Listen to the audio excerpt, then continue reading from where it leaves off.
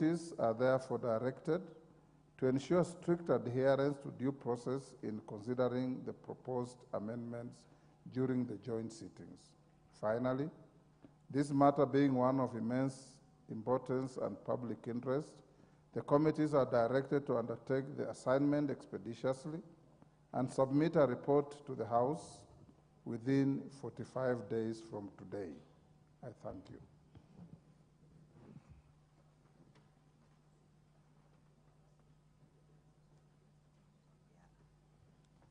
Honorable members, take the nearest seat. I still have one more. Take the nearest seat.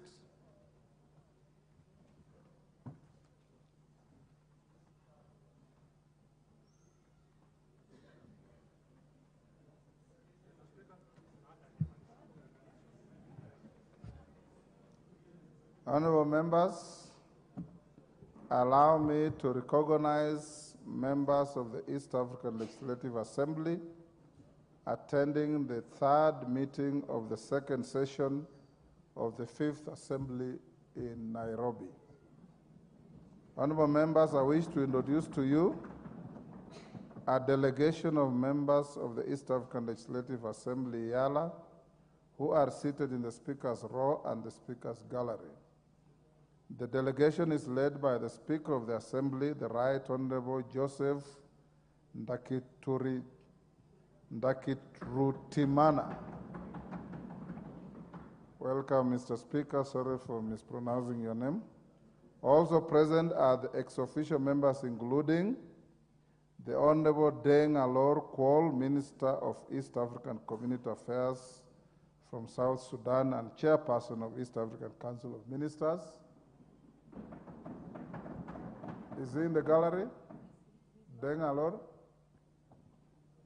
And it's important to note that yours truly and Deng Alor were ministers of foreign affairs at the same time.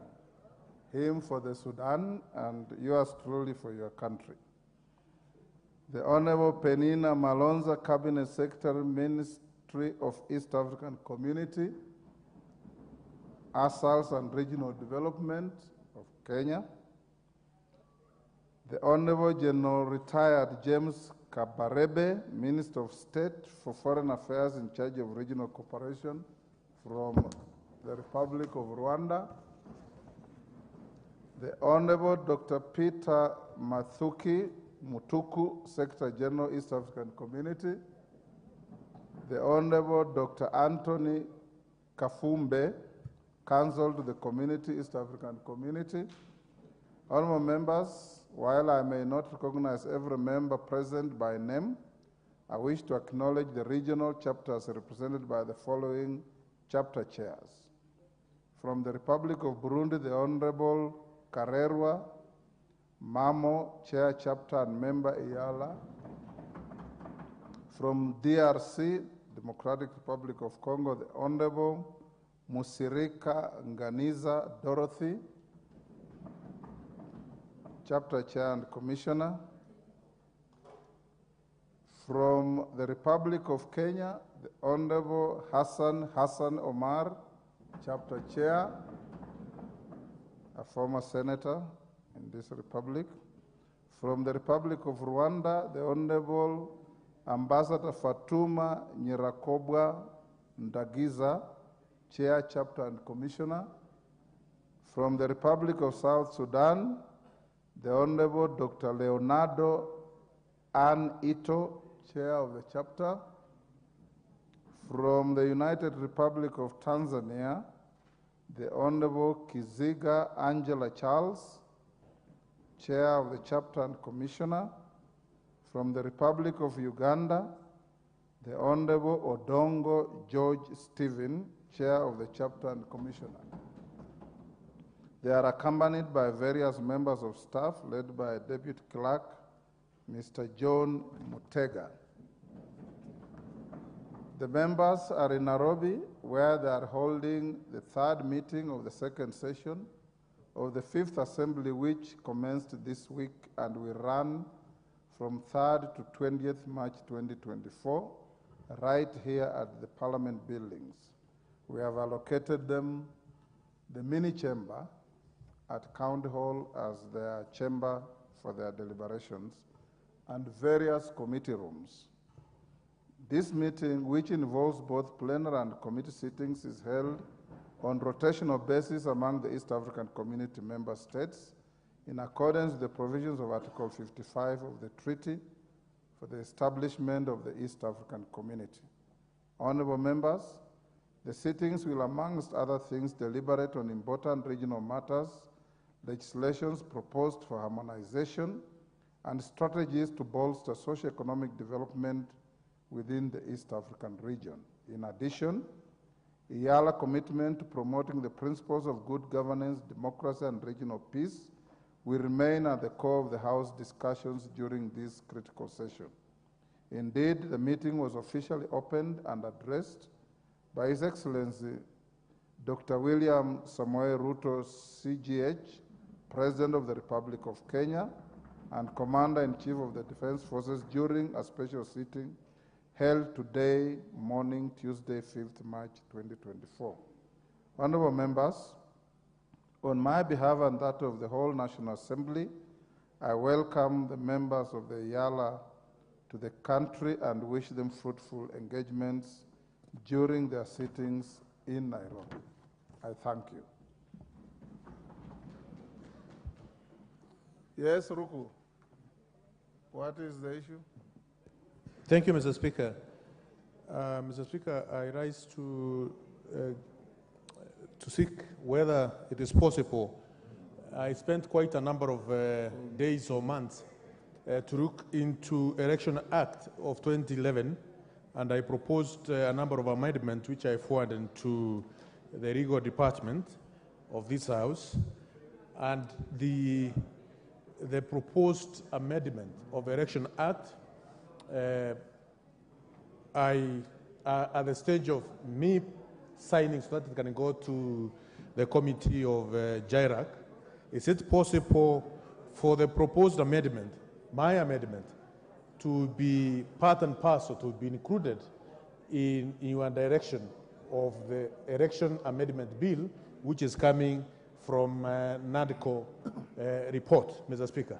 Because I spent quite a number of hours and days in terms of coming up with the proposed amendment of Election Act 2011. If I err, Mr. Speaker, forgive me for my naivety when it comes to the issues of parliamentary procedures. I see the leader of majority looking at me with some eyes, because I know you also spent some hours at Bomas of Kenya. Made your point. Thank you, Mr. Speaker. Honorable Ruku, the Elections Amendment Bill born out of NADCO is originating from the Senate. So your bills pending before this House will take their course without any interference. Yes.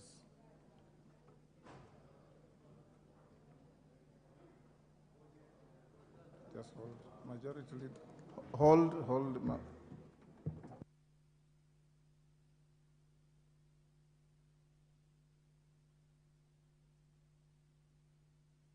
Order. Order number 3, messages. Order number 4, petitions. Order number 5, papers. Majority Leader.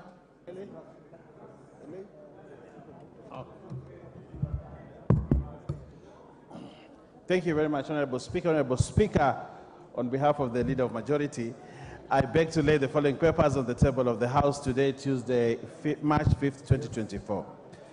1. The following illegal notices from the Ministry of Lands, Public Works, Housing and Urban Development. A. Legal notice number 23 of 2023 relating to the Land Adjudication Amendment Regulations 2023 and explanatory memoranda.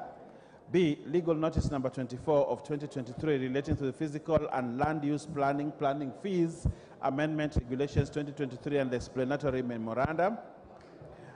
C. Legal notice number 25 of 2023 relating to the Survey Electronic Cadastral Transactions Amendment Regulations 2023 and the explanatory memorandum. Legal notice number 26 of 2023 relating to the Valuers, Forms and Fees Amendment, Rules 2023 and the explanatory memorandum. Legal notice number 27 of 2023 relating to the Land Amendment Regulations 2023 and the explanatory memorandum. F, legal notice number 28 of 2023 relating to the Community Land Amendment Regulations 2023 and the explanatory memorandum. G, legal notice number 29 of 2023 relating to the Survey Amendment Regulations 2023 and the explanatory memorandum. H, legal notice number 35 of 2023 relating to the Land Registration Revocation Amendment Regulations 2023 and the explanatory memorandum. And legal notice number 36 of 2023 relating to the Land Registration General Amendment Regulations 2023 and the explanatory memorandum. 2, the fourth quarterly report of the Ethics and Anti-Corruption Commission for the year ended 2023, covering the period 1st October to 31st December 2023, from the Office of the Auditor General and Department of Justice. 3, reports of the Auditor General and financial statements on Criminal Assets Recovery Fund, Assets Recovery Agency for the year ended 30th June 2019, 30th June 2022, and 30th June 2021. 4, reports of the Auditor General and financial statements for the year ended 30th June 2023 and the certificates therein in respect of A, Intergovernmental Relations Technical Committee, B, the Political Parties Fund, C, State Department for Industry, D, State Department for Shipping, Maritime Affairs, E, State Department for Housing and Urban Development, F, Receiver of Revenue Statements, State Department for Lands and Physical Planning, G, Independent Electoral and Boundaries Commission, H, National Gender and Equality Commission, I, Warehouse Receipt System Council, J, Veterinary Medicines Directorate, K, Kenya Leather Development Council, I, Agricultural and Food Authority, M, National Cereals and Produce Board Staff Mortgage Fund, N, Universities Fund, O, Jomo Kenyatta Foundations, and P, the Judiciary Fund. Honorable Speaker, I beg to lay these papers, and I thank you.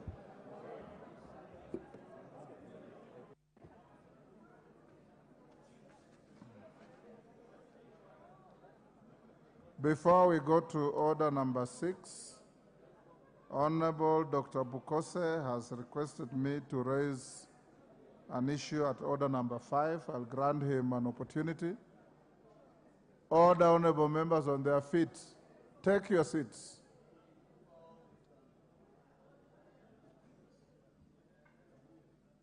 Honorable Bukose. Thank you, Honorable Speaker. Honorable Speaker, as the country is aware, yesterday medical doctors demonstrated in this town, and they came and they handed over their petition at the gate of Parliament, and they were able to give me a copy of their petition to Parliament. Apparently, the officials went up to the table office, handed over their petition, and unfortunately, I think it has not been brought to your attention, and I've not seen it on the order paper, because this is a very grave matter, Honorable Speaker. When you see doctors leaving work and moving and demonstrating in the street, which is provided under our Constitution, that they have a right to picket.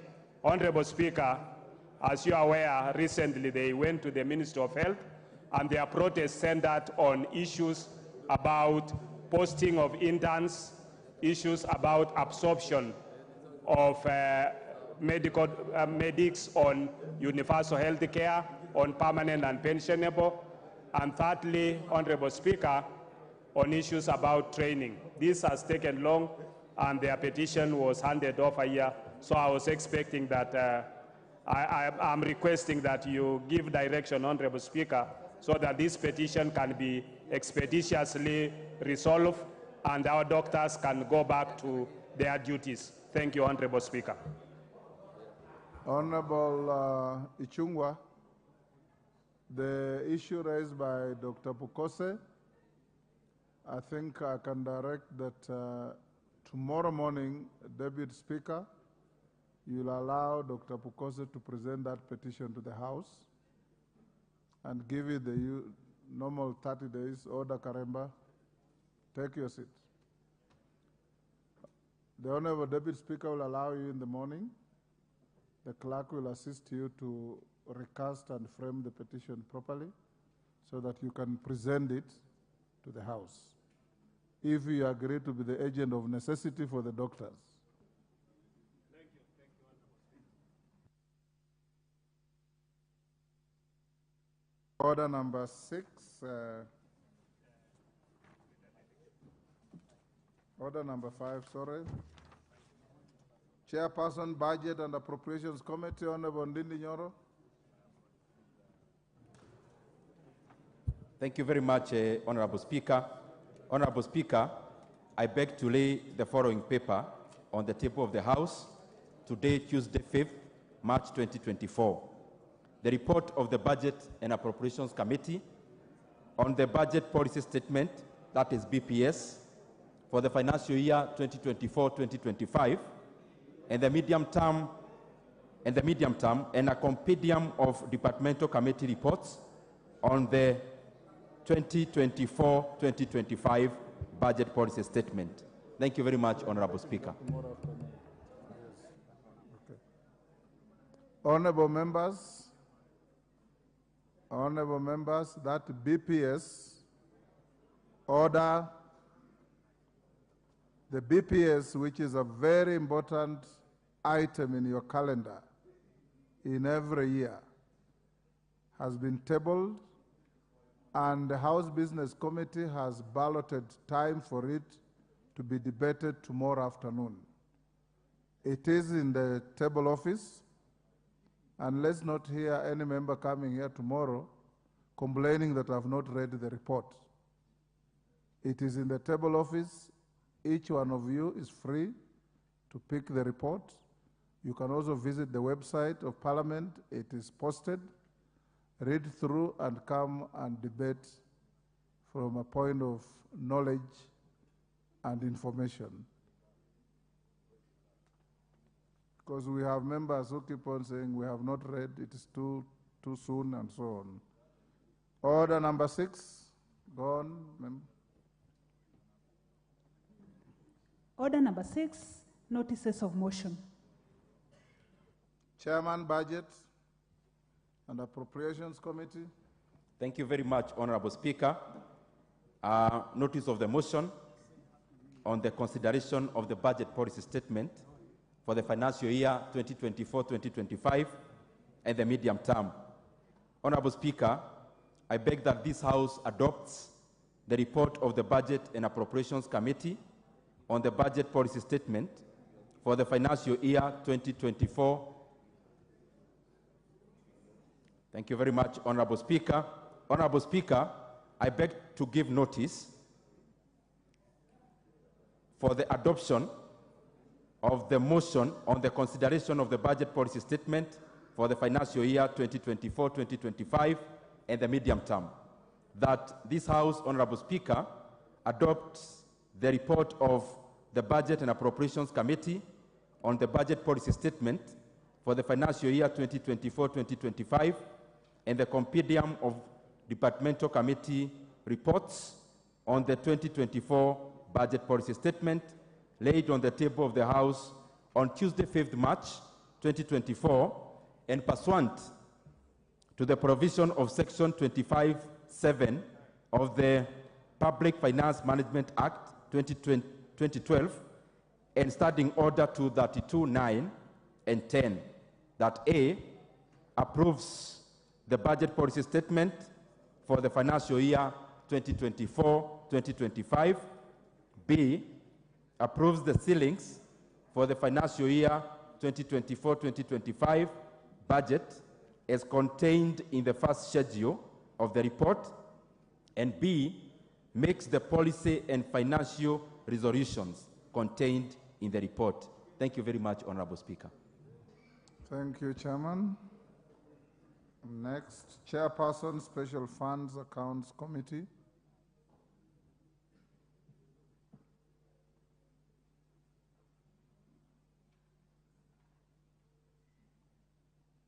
You see member from Migori?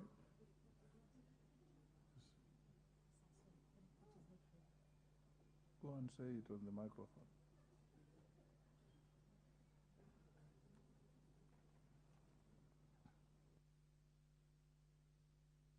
Say what you try to whisper to the speaker on the microphone.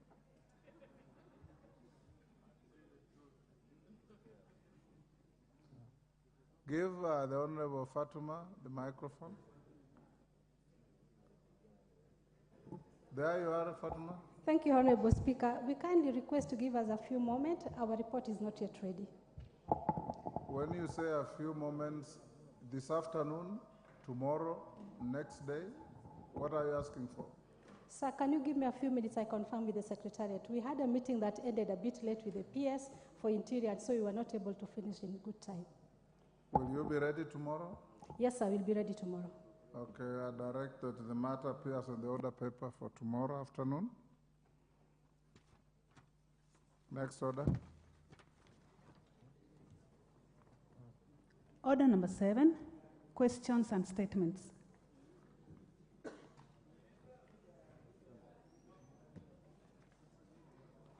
Order number 8, procedural motion, reduction of publication period for a specified bill. Leader of Majority.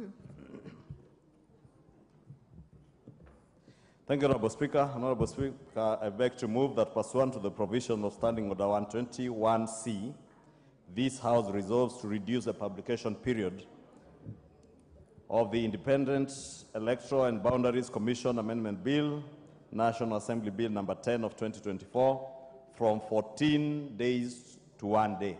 Honorable Speaker, this was agreed on by the House Business Committee and is part of the compendium of legislative proposals that came from the NADCO report.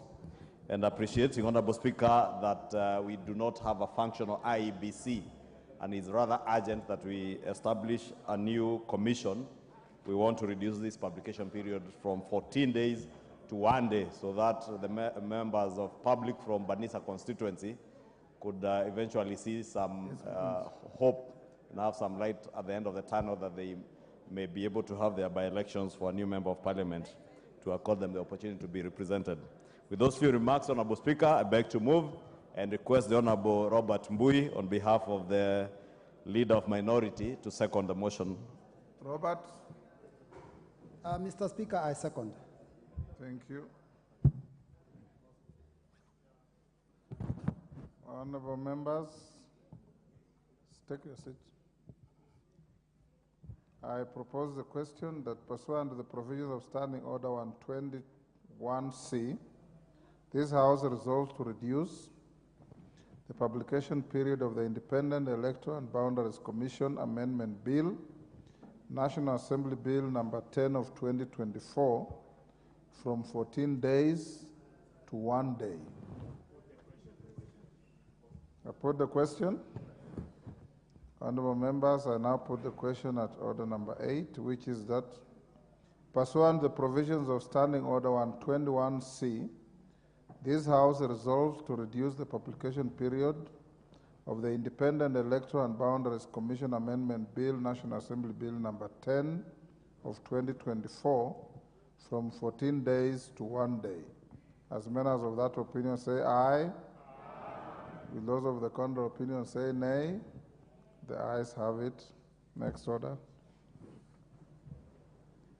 Order number 9, the Employment Amendment Bill, Senate Bill number 11 of 2022, second reading. Question to be put. Merely take your seats.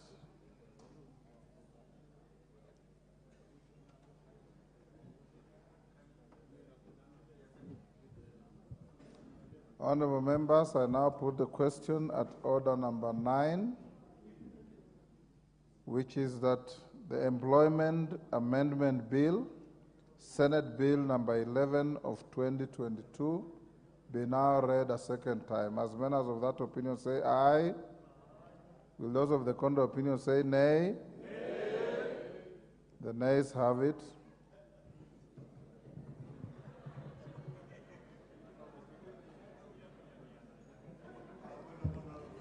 Yes, Honorable Speaker, really nothing out of order. I just wanted to seek your guidance.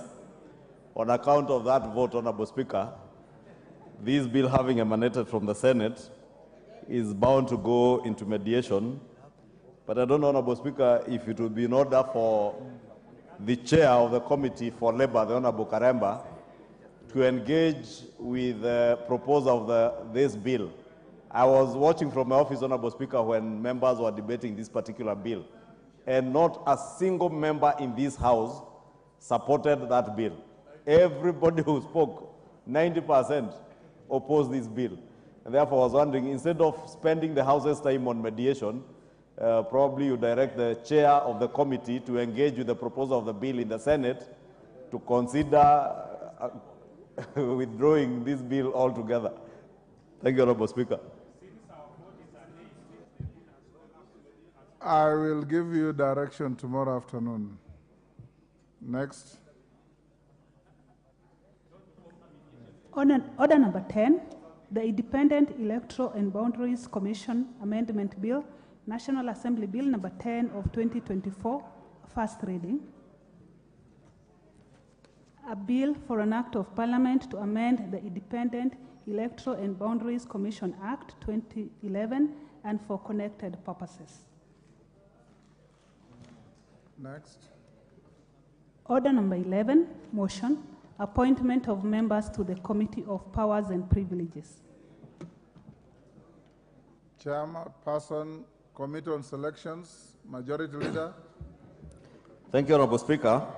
Honorable Speaker, I beg to move that pursuant to the provisions of Section 15(1)(a)(2) of the Parliamentary Powers and Privileges Act 2017 and Standing Order 175(3), this House approves the appointment of the following members to the Powers and Privileges Committee, in addition to the ones specified under paragraph 1A1 of the said Act.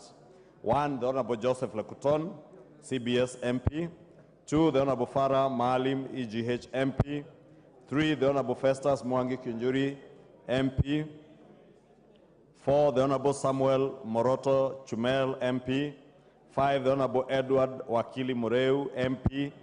6, the Honorable Samuel Gonzirai, MP. 7, the Honorable Fabian Chula Muli, MP. 8, the Honorable Jane Wanjiro Njeri Kehara, MP. 9, the Honorable John Philip Geshohi Kagushia, MP. 10, the Honorable Mishi Juma Hamisi Mboko, CBS, MP. 11, the Honorable Jessica Nduku Kikombalu, CBS, MP. 12, the Honorable Rose Museo Mumo, MP. 13, the Honorable James Onyango Koyo, MP. And 14, the Honorable John Okano Buire, MP. Honorable Speaker, this is a very critical committee, Honorable Speaker, in this House that is established, as I mentioned, pursuant to Section 15(1)(a)(2) of the Parliamentary Powers and Privileges Act and our Standing Orders 175(3). This committee, honorable members will note, has many of very seasoned members of Parliament. Members like the Honorable Farah Maalim, who has also served this House as a Deputy Speaker. Members who have served, who have longevity in service, like the Honorable Joseph Lekuton, the Honorable Samuel Moroto, the Honorable Festus Mwangi Kinjuri. And of course, we have blended, Honorable Speaker, with new members like the Honorable Edward Wakili Mureu, so that they can learn and be able, hopefully, if they are re-elected in subsequent parliaments, Honorable Speaker, to carry on with the work of this very key committee. Honorable Speaker, I must emphasize, Honorable Speaker, this is also a committee that you chair as Speaker, and because of your many other duties, in most circumstances, Honorable Speaker, the Speaker is not able to chair. And when we constitute this committee, I hope they will be able to designate a vice chair who ordinarily sits on behalf of the Speaker. It is the only committee other than the House Business Committee that the Speaker chairs. And a very critical committee in terms of being able to check on what we do as members. Honorable Speaker, I know there are issues that members raised when we were discussing the conflict of interest bill in terms of the wealth declaration forms, and this is a committee that will deal with such issues or other issues that may touch on your conduct as members of Parliament. And that is why we ensure that it has people who have some legal knowledge and also members who are seasoned members. Honorable Speaker, and with those very many remarks, I want to move and request the Honorable Junet Mohammed, who is also a member of the Selections Committee, to second this motion. I beg to move. Junet? Mr. Speaker, I second. Thank you. Order, honorable members. Comcate, take your seat. Deputy Speaker, take your seat.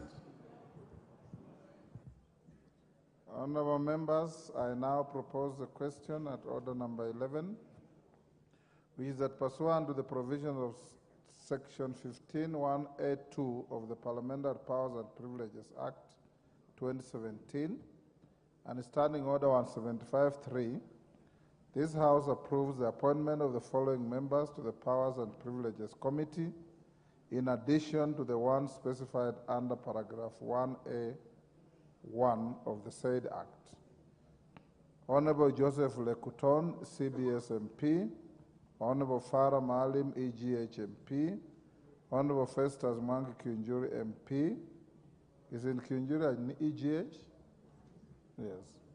Honorable Festus Mwangi Kiunjuri, EGH MP, Honorable Samuel Moroto Chumel MP, Honorable Edward Wakili Muriu MP, Honorable Samuel Konzirai MP, Honorable Fabian Chule Muli MP, Honorable Jane Wanjiru Njeri Kihara MP, Honorable John Philip Gishohi Gakusha MP, Honorable Mishi Juma Hamisi Mbogo, CBS MP, Honorable Jess Kanduku Kiko Mbalu, CBS MP, Honorable Res Museo Mumo MP, Honorable James Onyango Koyo MP, and Honorable John Okano Bwire MP. We put the question? Honorable members, I now put the question, which is that pursuant to the provision of Section 15(1)(a)(2) of the Parliamentary Powers and Privileges Act 2017 and Standing Order 175(3), this House approves the appointment of the following members to the Powers and Privileges Committee, in addition to the one specified under paragraph 1A(1) of the said Act. The Honorable Joseph Lekuton, CBS MP, the Honorable Farah Maalim, EGH MP, the Honorable Festus Mwangi Kiunjuri, EGH MP, the Honorable Samuel Moroto Chumel MP, the Honorable Edward Wakili Muriu MP, the Honorable Samuel Gonzirai MP, the Honorable Fabian Chule Muli MP, the Honorable Jane Wanjiru Njeri Kihara MP, the Honorable John Philip Gishohi Gagusha MP, the Honorable Mishi Juma Hamisi Mbogo, CBS MP, the Honorable Jess Kanduku Kiko Mbalu, CBS MP, the Honorable Rose Museo Mumo MP, the Honorable James Onyango Koyo MP, and the Honorable John Okano Bwiro MP. As members of that opinion say aye.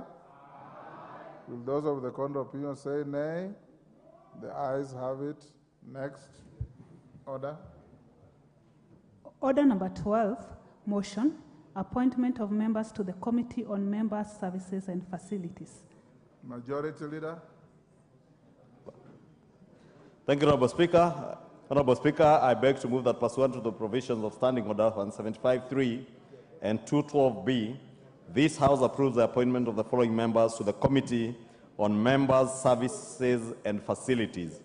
1, the Honorable Stephen Washira Karani MP. 2, the Honorable Faisal Abdallah Bader Salim MP. 3, the Honorable Owen Baya, CBS MP. 4, the Honorable Colonel Retired Dido Ali Raso MP.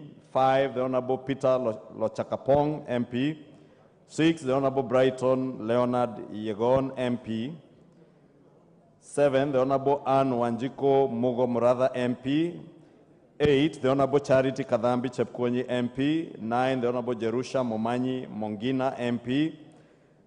10, the Honorable Odhiambo Elisha Ochieng MP. 11, the Honorable Ruth Adhiambo Odinga Busia MP.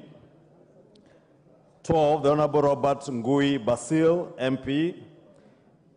13, the Honorable Beatrice Kadeveresia Elachi, CBS MP. 14, the Honorable Paul Abur MP. And 15, the Honorable Elsie Busihile Muhanda MP.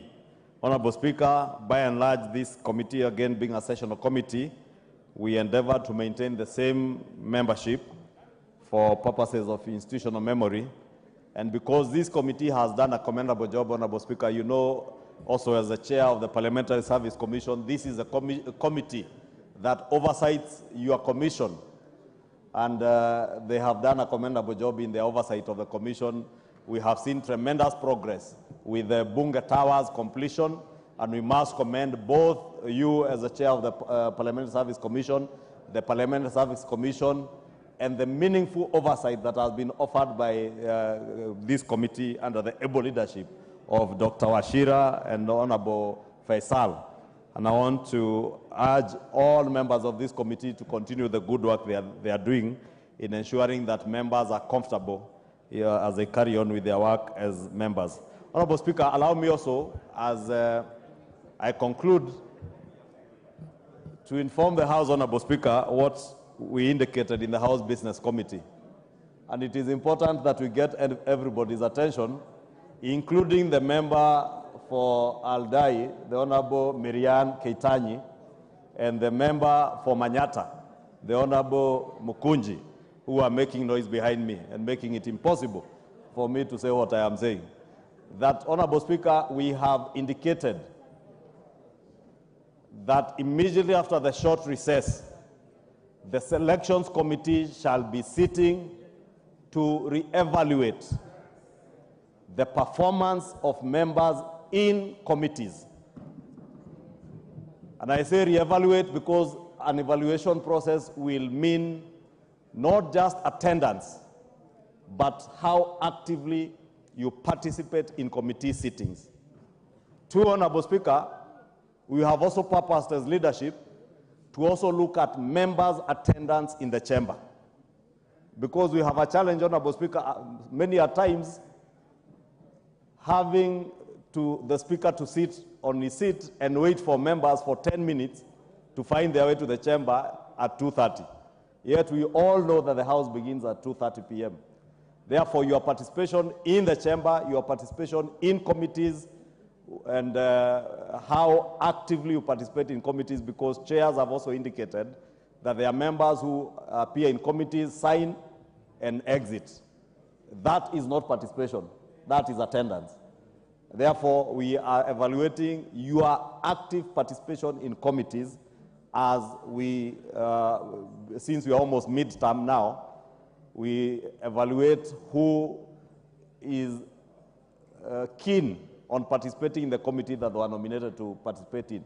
And I know many of us, when this House began last year, many people came to us and to the leadership asking to be placed in the Budget and Appropriations Committee, in the Finance Committee, in the Roads Committee, in the Members' Welfare Committee.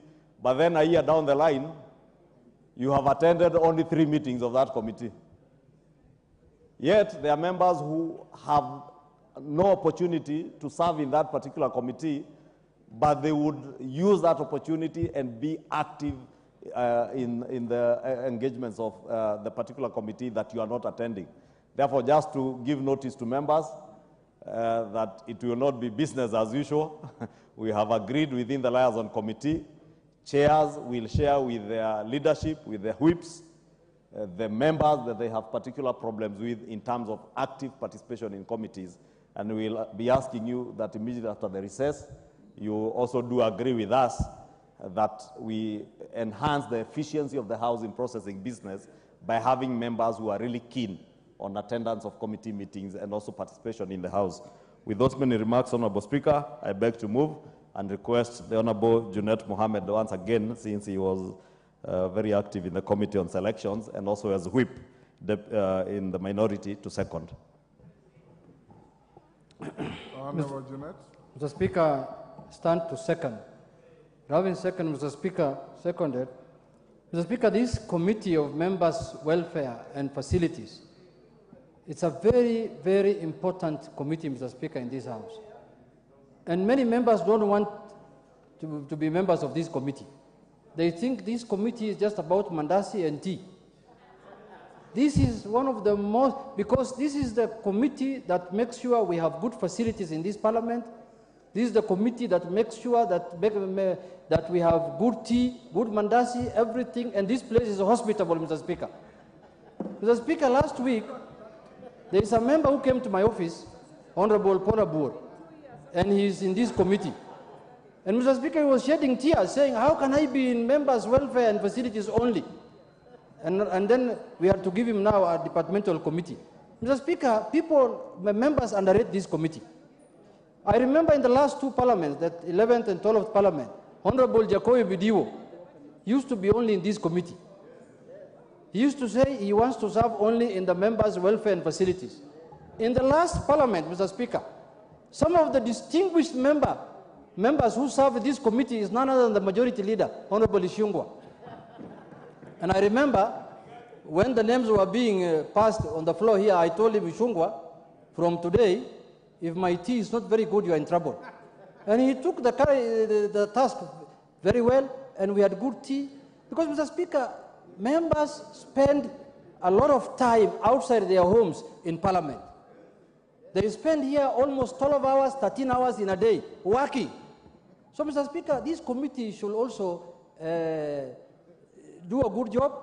They should make sure that we live in a good environment, we stay in good environment, and they must make sure that lunch is served on time, tea is served on time, and everything is on time. Thank you very much, Mr. Speaker. I second.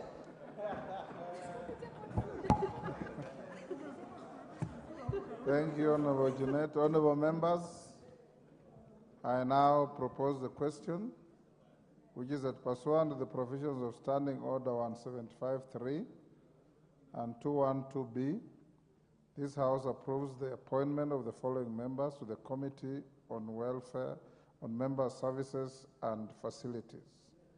The Honorable Stephen Wachira Karani MP, the Honorable Faisal Abdallah Badar Salim MP, the Honorable Owen Ya Mbaya, CBS MP, the Honorable Kano Retired Dido Ali Raso MP, the Honorable Peter Lochakapong MP, the Honorable Brighton Leonard Yegon MP, the Honorable Anne Wanjiku Mugo Mratha MP, the Honorable Charity Kadhambi Chepkwony MP, the Honorable Jerusha Momanyi Mongina MP, the Honorable Odhiambo Elisha Ocheng MP, the Honorable Ruth Adhiambo Odinga Busia MP, the Honorable Robert Ngui Basil MP, the Honorable Beatrice Kadeveresia Elachi CBS MP, the Honorable Paul Abor MP, the Honorable Elsie Busihile Muhanda MP.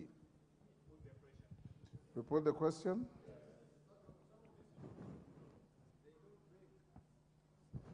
Honorable member standing, can you take your seat?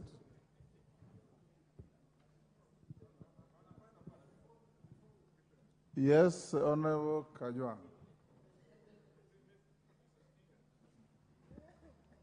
Mr. Speaker, this is a very special committee to all of us.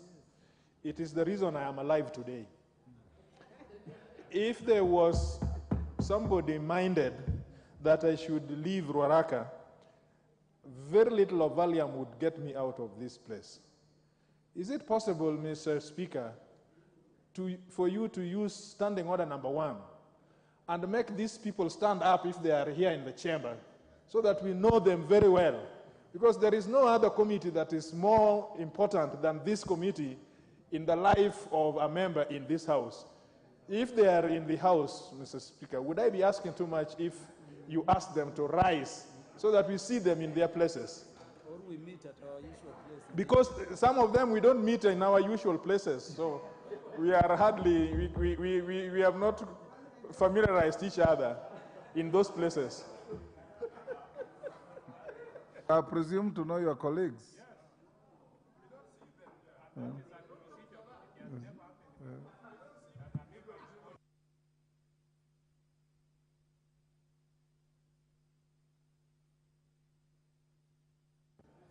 Oh, the honorable members, I'll now put the question. Honorable Kajwang, you have a duty to know your colleagues. and more so, those of a committee that you describe as the lifeline of your being here. Honorable members, I now put the question, which is that pursuant to the provisions of Standing Order 175.3 and 21B, this House approves the appointment of the following members to the Committee of Member Services and Facilities. The Honorable Stephen Washira Karan MP, the Honorable Faisal Abdallah Badar Salim MP, the Honorable Owen Yambaya CBS MP, the Honorable Colonel Retired Dido Ali Raso MP, the Honorable Peter Lochakapong MP, the Honorable Brighton Leonard Yegon MP, the Honorable Anne Wanjiku Mugo Murada MP, the Honorable Charity Kadhambi Chepkwony MP, the Honorable Jerusha Momanyi Mongina MP, the Honorable Odhiambo Elisha Ocheng MP, the Honorable Ruth Adhiambo Odinga Busia MP, the Honorable Robert Ngui Basil MP, the Honorable Beatrice Kadeveresia Elachi CBS MP, the Honorable Paul Abwor MP, and the Honorable Elsie Busihile Muhanda MP. As members of that opinion say aye. Aye. Will those of the contrary opinion say nay? The ayes have it. Order number 13, motion, changes to committee membership. Majority Leader. Thank you, Honorable Speaker. Honorable Speaker, I beg to move that further to the resolution of the House on Thursday, 27th October 2022, appointing members into various committees, and pursuant to the provisions of Standing Order 173, this House approves the appointment of Honorable Paul Abor MP to replace the Honorable Peter Kalerwa Salasia MP in the Departmental Committee of Regional Development. Honorable Speaker, I beg to ask the Deputy Whip of the minority, the Honorable Mwenje, to second. Mwenje. And I beg to move. Mwenje. Thank you, Honorable Speaker. I beg to second. Thank you. Honorable members, I now propose the question, which is that further to the resolution of the House of Tuesday, 27th October 2022, appointing members into the various committees and pursuant to the provisions of Standing Order 173, this House further approves the appointment of Honorable Paul Abor MP to replace the Honorable Peter Kalerwa Salasia MP in the Departmental Committee of Regional Development. You put the question? Honorable members, I now put the question at Order 13, which is that further to the provisions of the House of Thursday, 27th October 2022, appointing members into various committees and pursuant to the provisions of Standing Order 173, this House further approves the appointment of Honorable Paul Abor MP to replace the Honorable Peter Kalerwa Salasia MP in the Departmental Committee of Regional Development. As members of that opinion say aye. Will those of the contrary opinion say nay? The ayes have it. Next. Order number 14, motion, report on the consideration of the 2024 medium-term debt management strategy. Chairperson, Public Debt and Privatization Committee. Shuria. Thank you, Honorable Speaker.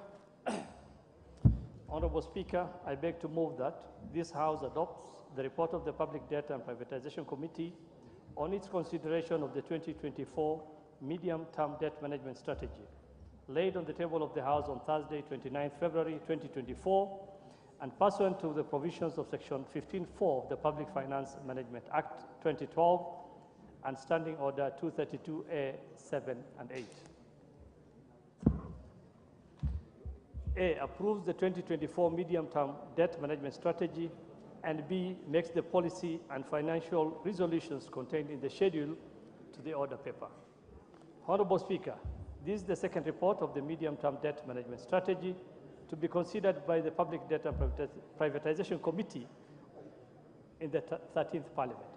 I want to take this opportunity to sincerely thank the members of the committee who have diligently worked to ensure this report is tabled in this House. Honorable Speaker, the MTDS delineates the strategies and the initiatives to be implemented by the National Treasury in financing the fiscal deficit projected for the financial year 24-25, that is projected to amount to Kenya shillings 703 billion, or 3.9% of the GDP. Honorable Speaker, the 2024 MTDS has evaluated 4 alternative funding strategies and their impact on the inherent costs and risk associated with the current public debt portfolio. It is a borrowing strategy to finance the fiscal deficit for the financial year 24-25, comprising of net borrowing ratio of 45 to 55 for net domestic borrowing and to net external borrowing, respectively. Honorable Speaker, the proposed strategy aims to maximize concessional borrowing for the external financing while minimizing commercial borrowing, thereby mitigating the cost of debt. On the domestic front, the strategy aims to reduce the refinancing risk by increasing the issuance of medium to long-term bonds. Adherence to this strategy will be a key factor in achieving public debt sustainability. Honorable Speaker, public and publicly guaranteed debt stood at Kenya shillings 11.25 trillion as of January 2024, comprising Kenya shillings 5 trillion in domestic debt and Kenya shillings 6.19 trillion in external debt. This represents 69.7% of the GDP in nominal terms. Honorable Speaker, Kenya's debt indicator, as set under the PFM Act 2012, was adjusted in November 2023 to a debt anchor of a threshold of 55% plus 5, which is to be achieved by 2028. It is projected that Kenya's public debt stock will reach 62.7% and 67.2% in 2024. The subsequent downward movement to 55% is premised on the implementation of the fiscal consolidation plan as indicated by the fiscal path and economic growth. In this regard, we argue discipline and commitment to this path. Honorable Speaker, as we move into the financial year, we should understand that the current debt stock is characterized by elevated costs and risk factors, evident through rising weighted average interest rates, heightened refinancing pressure, and exposure to real exchange rate risks. Consequently, this indicates an overall hardening of borrowing terms that amplifies the cost of sustaining fiscal deficit compared to previous fiscal years. Honorable Speaker, public debt continues to be a significant driver of expenses. It is subsequently crowding out development expenditure. Honorable Speaker, it's noteworthy that the rising proportion of interest servicing expenditures as a share of GDP has increased from 3% to 5.5% over the past decade and could have had a crowding out effect on development expenditure, which declined from 10.3% to 4.4% over the same period. There is need to reverse this trend. Honorable Speaker, the interest rate risk, as indicated by movement by the weighted average interest rates of the total debt portfolio, stood at 7.7% as of June 2023, following a general increase in the interest rates observed for both external and domestic loans over the past year. Furthermore, the share of debt on fixed interest rates declined, while the share of exposed to variable rates increased. This therefore indicated an increase in the interest cost of the debt stock in the coming year. Honorable Speaker, on refinancing risk, it is noted that between December 22 and June 2023, the average time to maturity of the stock of debt decreased, while the percentage of total debt maturing within 1 year increased slightly. This indicates an increase in refinancing pressure and calls for proper implementation of the liability and cash management to minimize the impact of implementation of the budget. Honorable Speaker, there is the matter of exchange rate risk, which refers to the vulnerability of the public debt portfolio to exchange rate volatility.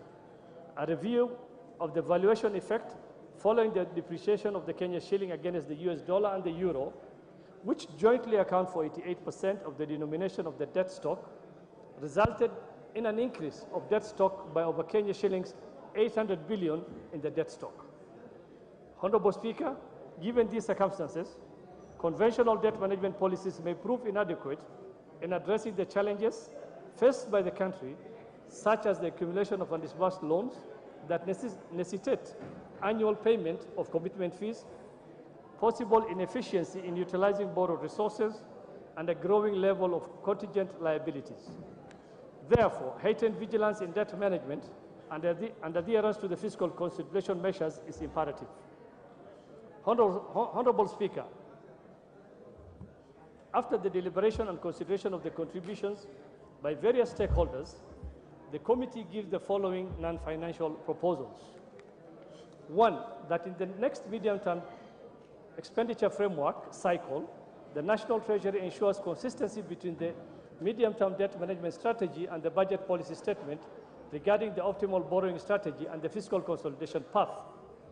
Two, that the National Treasury ensures that the fiscal deficit and subsequent public borrowing projections are realistic by incorporating forecasts on any potential in-year changes to interest rates, exchange rates, and contingency spending. Three, that to address the emerging escalation of domestic interest rates alongside domestic interest payments, within 60 days of the adoption of the report, the National Treasury submits a report to the National Assembly providing practical measures to reduce the domestic debt service burden to sustainable levels. Four, that in line with the resolution of the National Assembly on the 2023 medium-term debt management strategy, the National Treasury publishes guidelines that will ensure that the Treasury single account is established and operationalized by July 1st, 2024.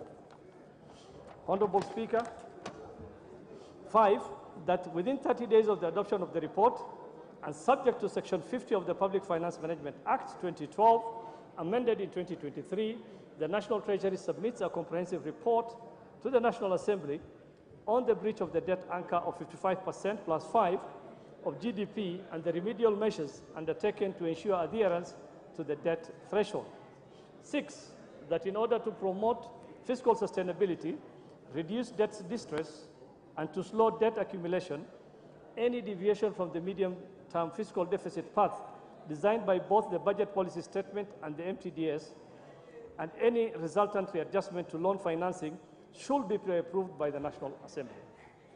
Seven, that the National Treasury ensures customization of the MTDS for the next MTF cycle to Kenya's specific debt challenges by providing specific measures to deal with undisbursed loans and related commitment fees, measures to resolve risks emanating from non-performing loans owed by state-owned enterprises, and estimation of contingent liabilities. Eight, that in order to help enhance public participation in public debt matters, the National Treasury publishes simplified, citizen-friendly documents to accompany the technical reports on public debt submitted to the National Assembly. And nine, that at least 2 months before the end of the current financial year, the National Treasury submits to the National Assembly A, the annual borrowing plan that addresses any deviation from the 2024 MTDS in financing the financial year 24-25 budget estimates, attendant costs, and risks of the deviations, and policy measures to address them, and B, a schedule of all projects for which borrowing is to be undertaken for the financial year 24-25. Honorable Speaker, the committee also makes the following financial recommendation. One, that the fiscal deficit target for the medium term is approved and set at 3.9% of the GDP for the financial year 24-25, 3.3% of the GDP for the financial year 25-26, and 3.3% of the GDP for the financial year 26-27, in line with the fiscal consolidation path. And two, that the country's borrowing strategy is approved at 55% for net external borrowing and 45% for net domestic borrowing, as contained in the 2024 medium-term debt strategy. Honorable Speaker, I beg to move and request Honorable Makali Mulu, the Vice Chair of the committee, to second. I thank you, Honorable Speaker. Who is seconding you? Makali Mulu. Honorable Makali Mulu, go ahead. Yeah, thank you very much, Honorable Speaker.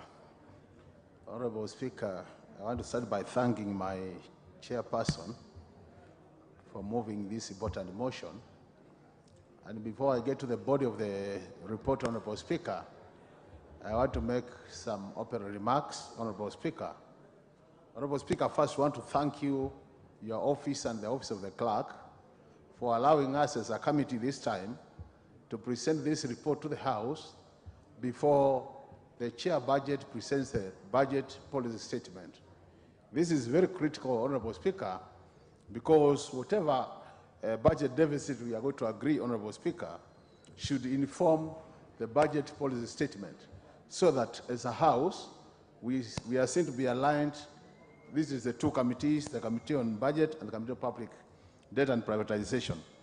The other important issue, Honorable Speaker, is just to remind honorable members that the reason why we are discussing public debt as a country is because we are spending more than we are collecting. If you look at our revenue, the amount we are collecting as a country, and the amounts we are spending as a country, Honorable Speaker, you realize that the issue of public debt becomes a very critical issue in this country. Just want to give an example, Honorable Speaker. If you look at the current financial year, there was a projection to collect about 2.5 trillion, Honorable Speaker, and this year now, the coming year, we are projected to collect about 2.9. That is ordinary revenue, Honorable Speaker. And if you look at that figure, Honorable Speaker, if you compare where we are today and the projections, you realize that, Honorable Speaker, we are short of the projections by about 300 billion currently, which means if the trend remains, by the end of the year, Honorable Speaker, we'll have not achieved our projected revenue. And what does that do? It increases our deficit. So it means even the projection for the next financial year, Honorable Speaker, which is 2.9, we'll be starting with a negative of 300 billion, assuming this year's projection becomes a base year. And I think, Honorable Speaker, the issue of projection of revenue, we need to be more realistic as a country, and we need to be more thorough when it comes to the assumptions which have been made to determine our revenue projections.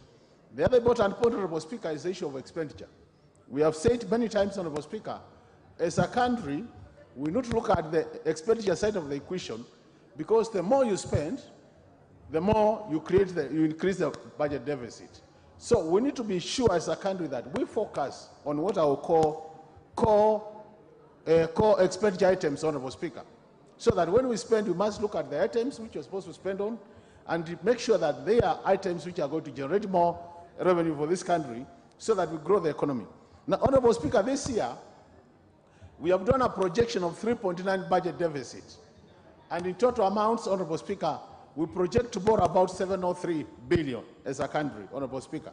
Now, when you look at these figures, Honorable Speaker, one of the things as a House we need to question ourselves on is whether the amount we are approving today or tomorrow, Honorable Speaker, of 3.9 will remain throughout the year. Honorable Speaker, experience and practice has confirmed to us that there is what we call in-year deviations.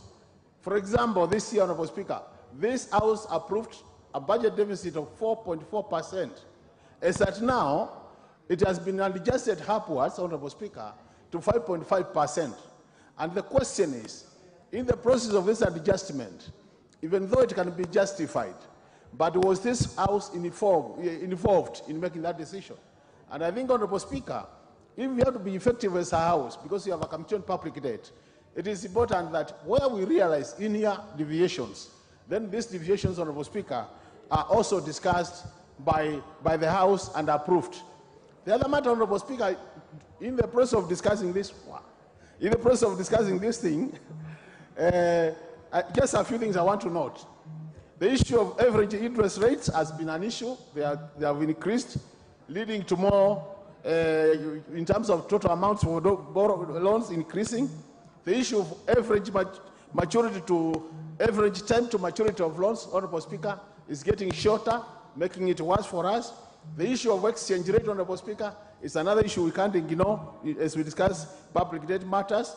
The other important issue, Honorable Speaker, is we approved a debt angle of 55%, and we said we need to see it going down. At that time, it was 63. Now it has gone to 69 of the GDP. Instead of decreasing, it is increasing. We need an explanation as a House as to why instead of decreasing, the figure is increasing. We don't have that explanation, Honorable Speaker. As our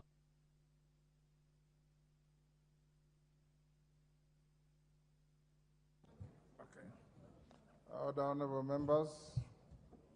I now propose the question at order number 14, that this House adopts the report of the Public Debt and Privatization Committee on its consideration of the 2024 medium-term debt management strategy laid on the table of the House on Thursday, 29th February 2024, and pursuant to the provision of Section 15(4) of the Public Finance Management Act 2012 and Standing Order 232A 7 and 8. A, approves the 2024 medium-term debt management strategy, and B, makes the policy and financial resolutions contained in the schedule to the order paper.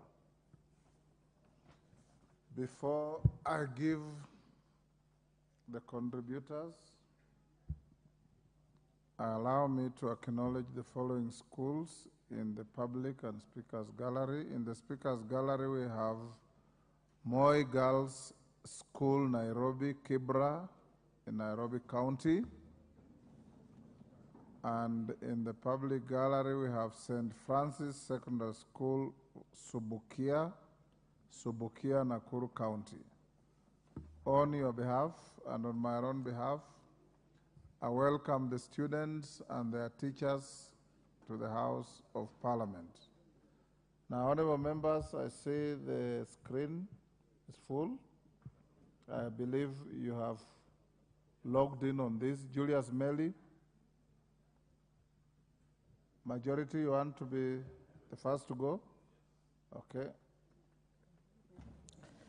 Thank you, Honorable Speaker. And Honorable Speaker, I rise to support, and allow me, Honorable Speaker, to first begin by thanking. Remember, those who are contributing to this, in a procedural motion on limitation of debate, time is 5 minutes for each and every contributor, including the majority leader. Thank you, Honorable Speaker. And I hope the clerk has noted you took about 30 seconds of the 5 minutes.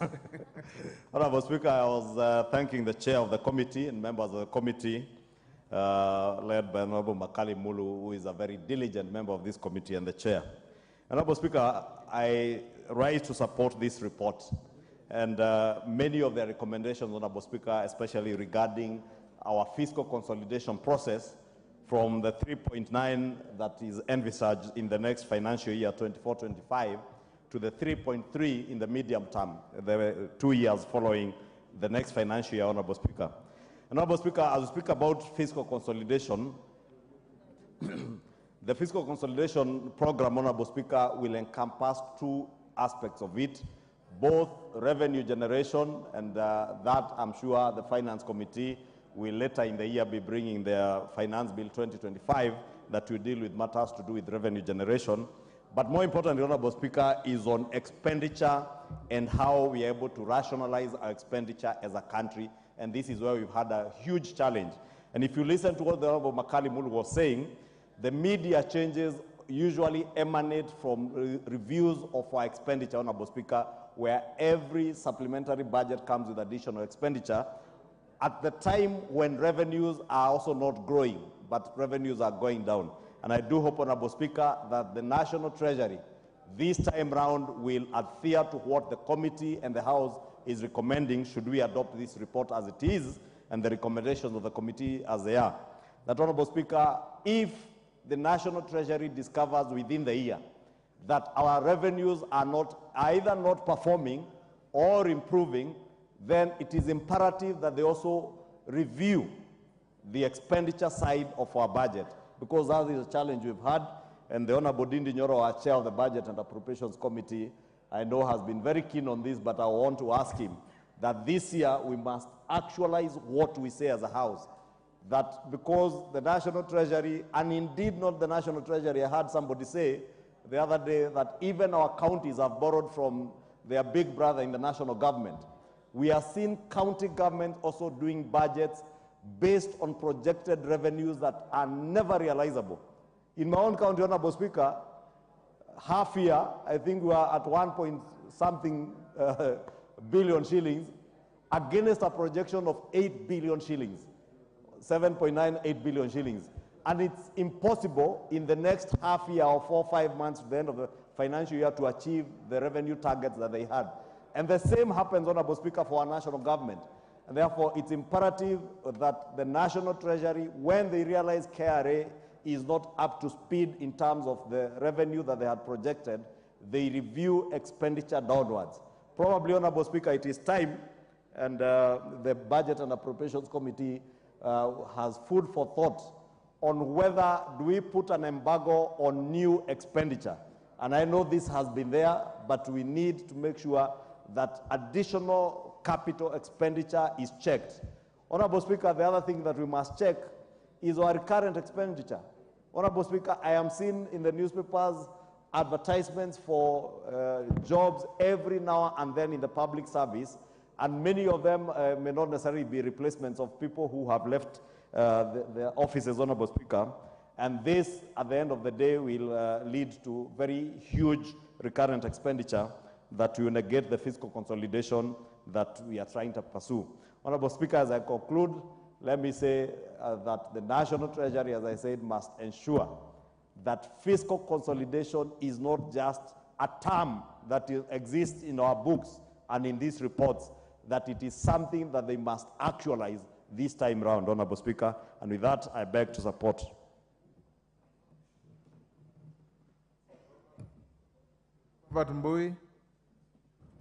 Thank you, Mr. Speaker, for this opportunity to also contribute to this debate.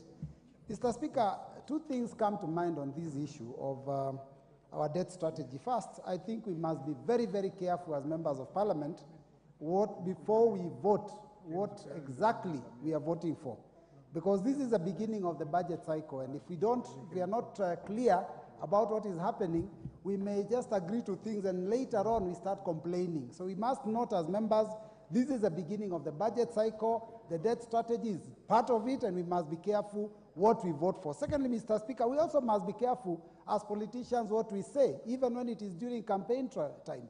Because, Mr. Speaker, there are things that we have to do eventually, and sometimes it is very, very humiliating and humbling for people to eat humble pie. Because, Mr. Speaker, you note that when we passed the last finance bill, there are some parts of that finance bill that later on members who had accepted them went out there and started complaining publicly.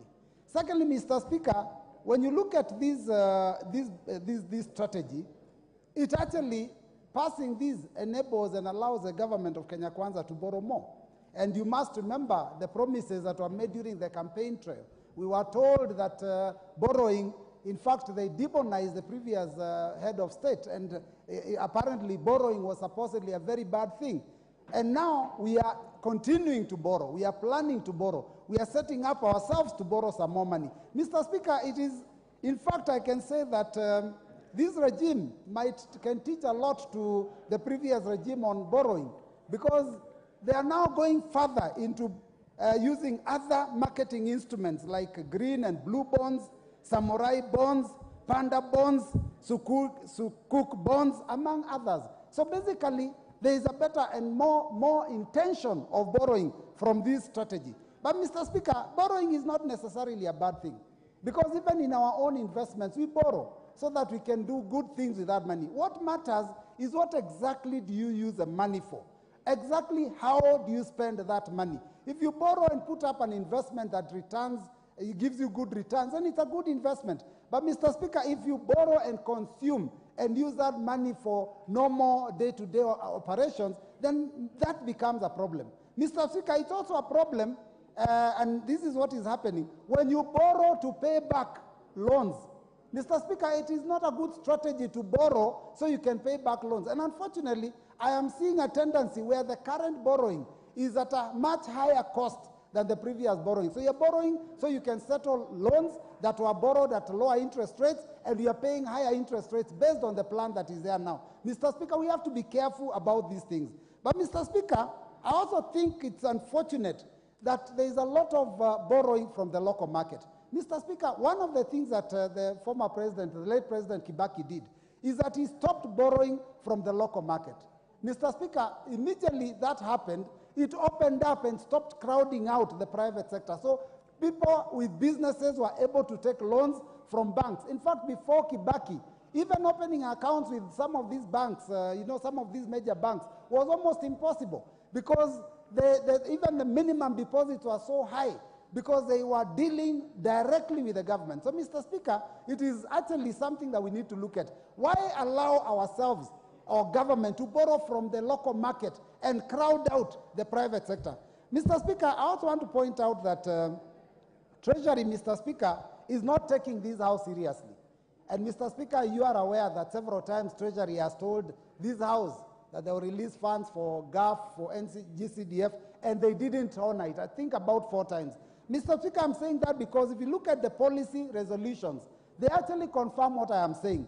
The policy resolution number 5 says that within 30 days of the adoption of this report and subject to Section 50 of the Public Finance Management Act, Treasury will submit a comprehensive report to the National Assembly on the breach of the debt anchor of 55% to GDP. Mr. Speaker, we are at about 70.8% to GDP. That means that when they gave an undertaking, they did not fulfill it. And now we are giving them time to go and fulfill something they didn't fulfill when they had the opportunity. Mr. Speaker, again, in the last discussions on this strategy, medium-term debt strategy, we talked about Treasury opening a single account. Mr. Speaker, we are repeating ourselves. 12 months. Time is up. Joseph McClap. Not there. Omboko Milemba. Yes. You are on intervention. Oh, microphone. Thank you, Honorable Speaker, for this chance to speak on this medium-term debt management strategy. Basically, the medium-term debt management strategy and things to do with this were basically things of the IMF. And they were supposed to make the countries know how they will fix the deficits that are in their budgets. But I also believe greatly that this must be customized to different countries. In this case, it needs to be customized to Kenya so that it can work well for Kenya. In the report that we are having before us, Honorable Speaker, the deficit is likely to be above 703 billion Kenya shillings, which needs to be fixed. And this strategy helps us to see how we shall fix that deficit in the budget and which strategies that the Treasury will use to fix this deficit. And it becomes very important to discuss this and understand as a House, and thanks to the fact that it's coming earlier than the budget itself, unlike last year when the opposite happened. It's important, Honorable Speaker, that we understand that there are also things within the system itself in Kenya that are creating more higher debt for us and which can be fixed and which this report has actually covered. When you look in the report itself on its own recommendations, on recommendation number 5, it talks about the adoption of single account by the Treasury. This is one area, even though, Honorable Mbui, you stopped there and looked like you are getting tired because we said this last year, we are saying it again, we have to continue saying this so that we hammer it until it's accepted that there's need for a single account at the Treasury. Because how often, Honorable Speaker, are we borrowing money when we have our own money in different banks, which is our own money? We realized during the committee sittings that there were very many case studies where the government has money or has borrowed money, and that money is deposited in banks. It stays there for more than even 5 years, and those banks still lend to the government in form of treasury bonds and treasury bills. such that the government of Kenya then ends up borrowing its own money, which it borrowed from outside at a higher interest rate, has given to a department or a ministry in this country. That money goes to a bank, and then it's again lent to the government as local borrowing form of treasury bonds and treasury bills. So it is making our borrowing even escalate for no proper reason. And therefore the need to create a single account by the treasury, this cannot be left out. Even if we repeated it last year, we have to hammer it down so that it is done. Another case study, Honorable Speaker, which is making our borrowing to escalate are the cases of commitment fees on loans and the timelines for disbursing the loans. We also saw within the committee sittings that so many loans have been given to Kenya by several institutions, but the Treasury has not utilized those loans. Somewhat, the country still pays something called commitment fees on these loans, and this commitment fees continues to be paid year in, year out, despite the fact we have not used those loans. And that escalates our borrowing, which is not good. So I would be asking that as we go into this session, we go slow on committing ourselves to taking loans, which we are not ready to use them. As the time goes, as I conclude, I should also speak on the issue of the various loans which are with us, we have taken, but unfortunately we are not using them, and therefore they end up being expensive. Like the earlier speakers said, as we do borrow, sometimes we end up borrowing loans that are more expensive to pay cheaper loans, and that is dangerous for the deficits that we have in our budget. With those few remarks, I want to support. The Honourable Member for Baringo North, Honourable Joseph Makilap.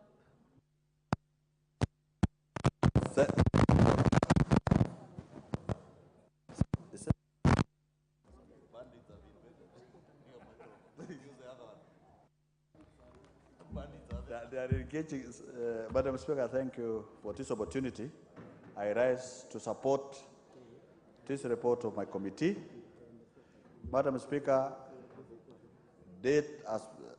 public debt has become a stigma for our country, which we need to be able to have controls so that we are able to finance programs of this country without struggling to pay debts.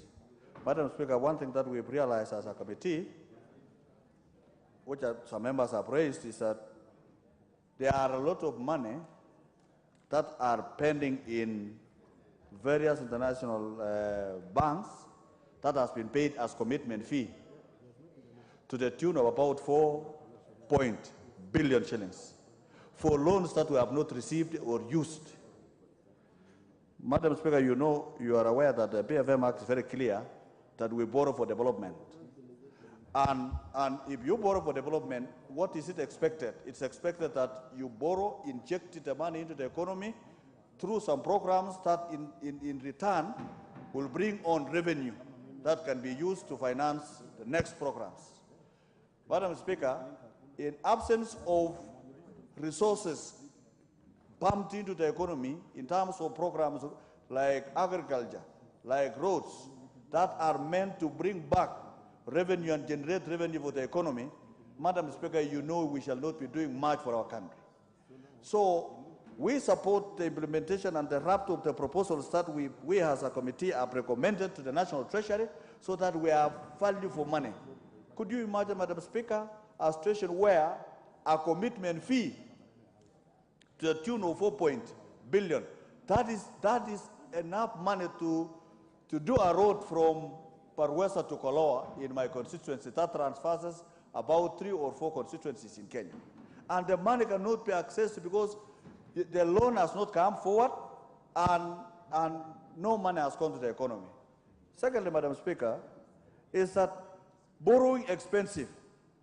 Madam Speaker, at the moment, we need to control and have control of the interest rates. Because at the moment, if you are in the private sector, you borrow loan at 22%. This 22% has come as a result of government, borrowing. If the government borrows from commercial banks, Madam Speaker, what does that mean? It means the commercial banks will go and loan money to the government because they are offering good interest rates, and the implication is that the private people, the people who want to do business, it has become very difficult for Kenyans, individual Kenyans and commercial enterprises to borrow, private companies to borrow from the commercial banks. The consequence of that, Madam Speaker, is if citizens and business people are not able to borrow from our own institutions, Madam Speaker, it means you will not be able to collect enough taxes to run the economy because the loans are expensive. They are not able to make money out of it. So, Madam Speaker, the proposals that we brought forward through our chairman, Madam Speaker, is that, look, for example, Madam Speaker, if you borrow to refinance another loan, it becomes a problem. So there is need now to borrow and put programs on the money. If you borrow money today from an institution, then that particular program must be indicated by National Treasury that this money goes to this particular program so that we wait for an outcome. Madam Speaker, for us to be able to grow our economy, we need to actually reduce our appetite for huge fiscal debt. Madam Speaker, we have to live within our means as a country. For us to be able to continue with our programs of this country, we must live reduce the fiscal debt, because that is the source. The source of public debt in Kenya is a result of high fiscal deficit of our budget. And if we have to reduce it, then we reduce the development programs so that we live as a country within our means. If we live within our means, we are able to grow our economy using our own resources. Madam Speaker, I support the proposals and recommendations that we've done, because that will put the country in order and we'll be able to have what is called a sustainable.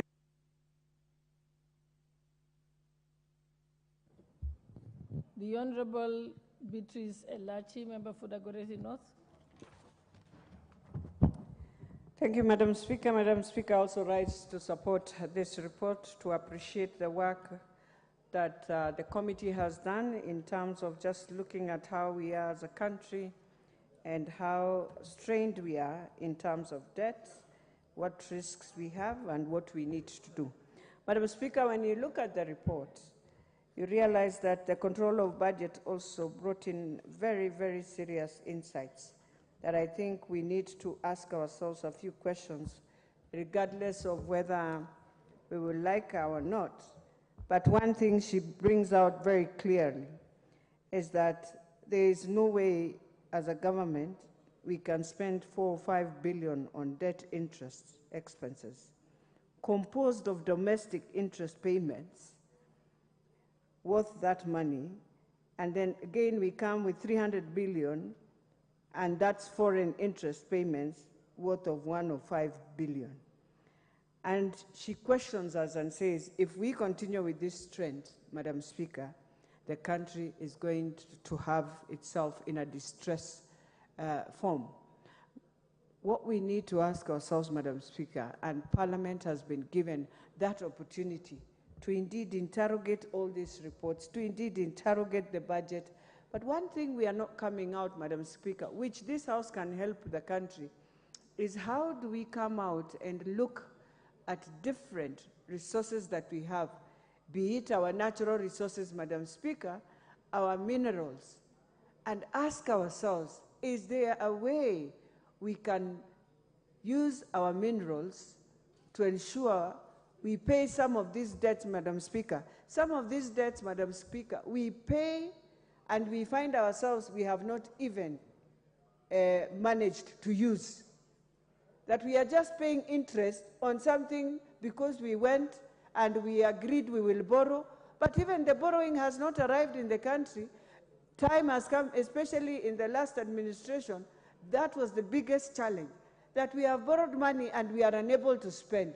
Then now we arrive and find ourselves with very high interest, Madam Speaker. And then we come again and we start complaining, and today we are here. We have raised everything we can, Madam Speaker, but the most important thing we need to ask ourselves, in all this, how do we now rebalance ourselves and look at the different sectors that are either ailing, sectors like our different parastatals that we have, Madam Speaker? We have to ask ourselves, we have to sit down as a country and agree. It is time we agree. There's so much that we can do in national government to find ourselves with revenues that we can take over and start dealing with this risk, with the debt that we have, Madam Speaker. Madam Speaker, the other thing, when you read the report, the Auditor General now comes in, and again, in a way of advising government, she says very clearly that the government continues to pay commitment fees incurred on undrawn amounts regarding loans signed between the government of Kenya and foreign lenders. And then, Madam Speaker, the question now comes in. If that is what is happening, how do we now sit down and renegotiate these loans? Since we have not spent, I believe we can renegotiate. I believe there is a way we can even now sit and say, we borrow where it is cheaper and repay all those loans and remain now with a loan that you can carry forward so that you don't strain the country the way we are, Madam Speaker. And so therefore, Treasury has to come and sit and ensure there are some loans. Do we need those loans? If indeed they were meant to do roads, they were meant to do, and now time has gone, and even some of these things have been overtaken by events. Do we still need the loans should be the question.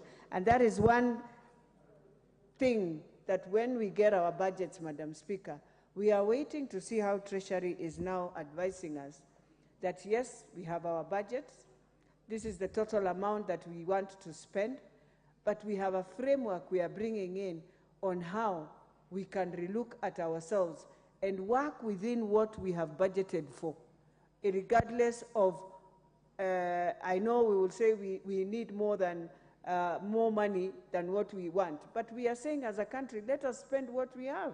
So, Madam Speaker, as I support this, I am waiting to see. The Honorable Didi Nyoro.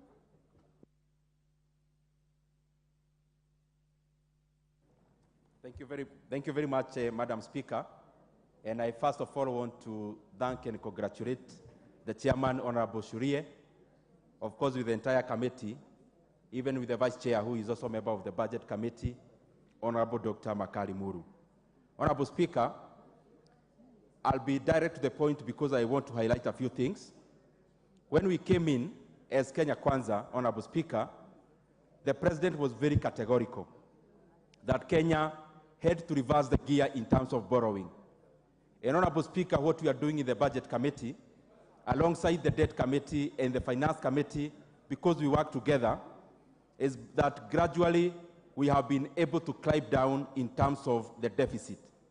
Honorable Speaker, last financial year, Kenya had a deficit to GDP ratio of around 5.7%. Honorable Speaker, that came down around supplementary budget time. At some point we came to 4.4%, and then after the last supplementary, we came to 5.5% debt to GDP ratio. Honorable Speaker, though we'll be debating the BPS tomorrow, what we have managed to do actually for the next financial year is that the deficit has come down to from 886 billion, and we have come down to around 703.9 billion shillings, which is just around 3.9% deficit to GDP ratio, and which is a very good path, Honorable Speaker, when it comes to managing our appetite to borrow. Honorable Speaker, number two, I also want to just bring the point bare, because sometimes we read even on the newspapers on the amount of money that has been borrowed. Honorable Speaker, the truth of the matter is that Kenya never borrows monies outside of the budgeted deficit. Honorable Speaker, when we have seen an escalation of the debt portfolio, that has majorly been because our debt, which is roughly 11 trillion, 50% is debt domestic, and the other 50%, thereabout, give or take, is also foreign. 70% of our foreign debt is dollar denominated. And therefore, Honorable Speaker, what happens when the shilling has lost, let's say, 20%, then you just take the 20% and roll over to our debt portfolio, which is foreign, and therefore we may see the debt increasing, for example, by 1 trillion without borrowing a shilling, because our debt figures are given in shillings, but 50% of the debt is borrowed in external currencies. Honorable Speaker, we have also seen that whereas Kenya is adopting a conservative manner and a conservative model of borrowing rates, we have also seen some of the major economies over borrowing, Honorable Speaker. Currently, the debt in the US is over 120% debt to GDP ratio of over 34 trillion shillings, which has actually also caused a standoff in the Congress in the US. And Honorable Speaker, even in the UK, the debt to GDP ratio is over 100%.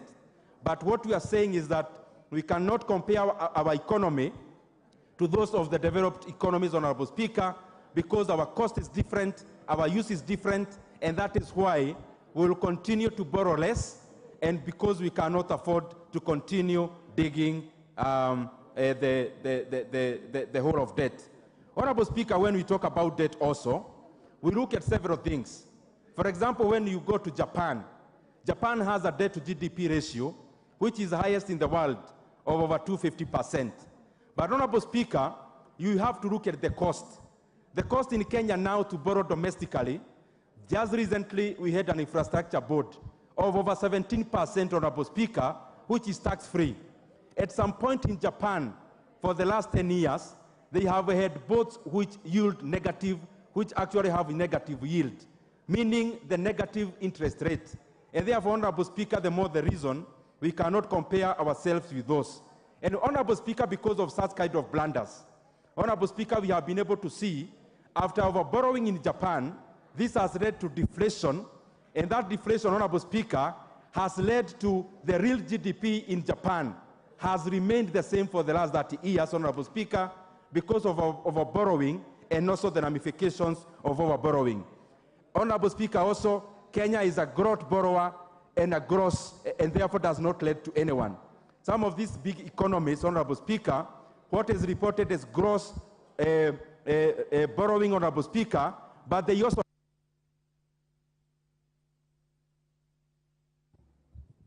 The Honorable Jerry Minor, member for Kirinyaga. Oh, but hold on a moment, let me welcome a school. Thank you. Just give me a minute to recognize the school. I wish to recognize, seated in the public gallery, 2 schools, Milimani Secondary School from Naivasha constituency, Nakuru County, and another school, Nairobi River Primary and Junior Secondary from Embakasi West constituency, Nairobi County. And before you proceed, Honorable Maina, let me allow Honorable Mark Mwenje to welcome the team. Thank you, Honorable Speaker. Honorable Speaker, let me take this opportunity to welcome the students, JSS students of Nairobi River Primary from Embakasi West. I want to thank the school for the splendid job they've been doing. Honorable Speaker, we'll be doing additional classrooms in that school, about 4 classrooms for JSS. And it's good the students are here to see this is where we get funds to build for them. So I want to encourage them, and I believe up there, there are future members of Parliament who will come here someday. Thank you, Honorable Speaker. And on behalf of the entire House, let me welcome all the students in the galleries. Thank you.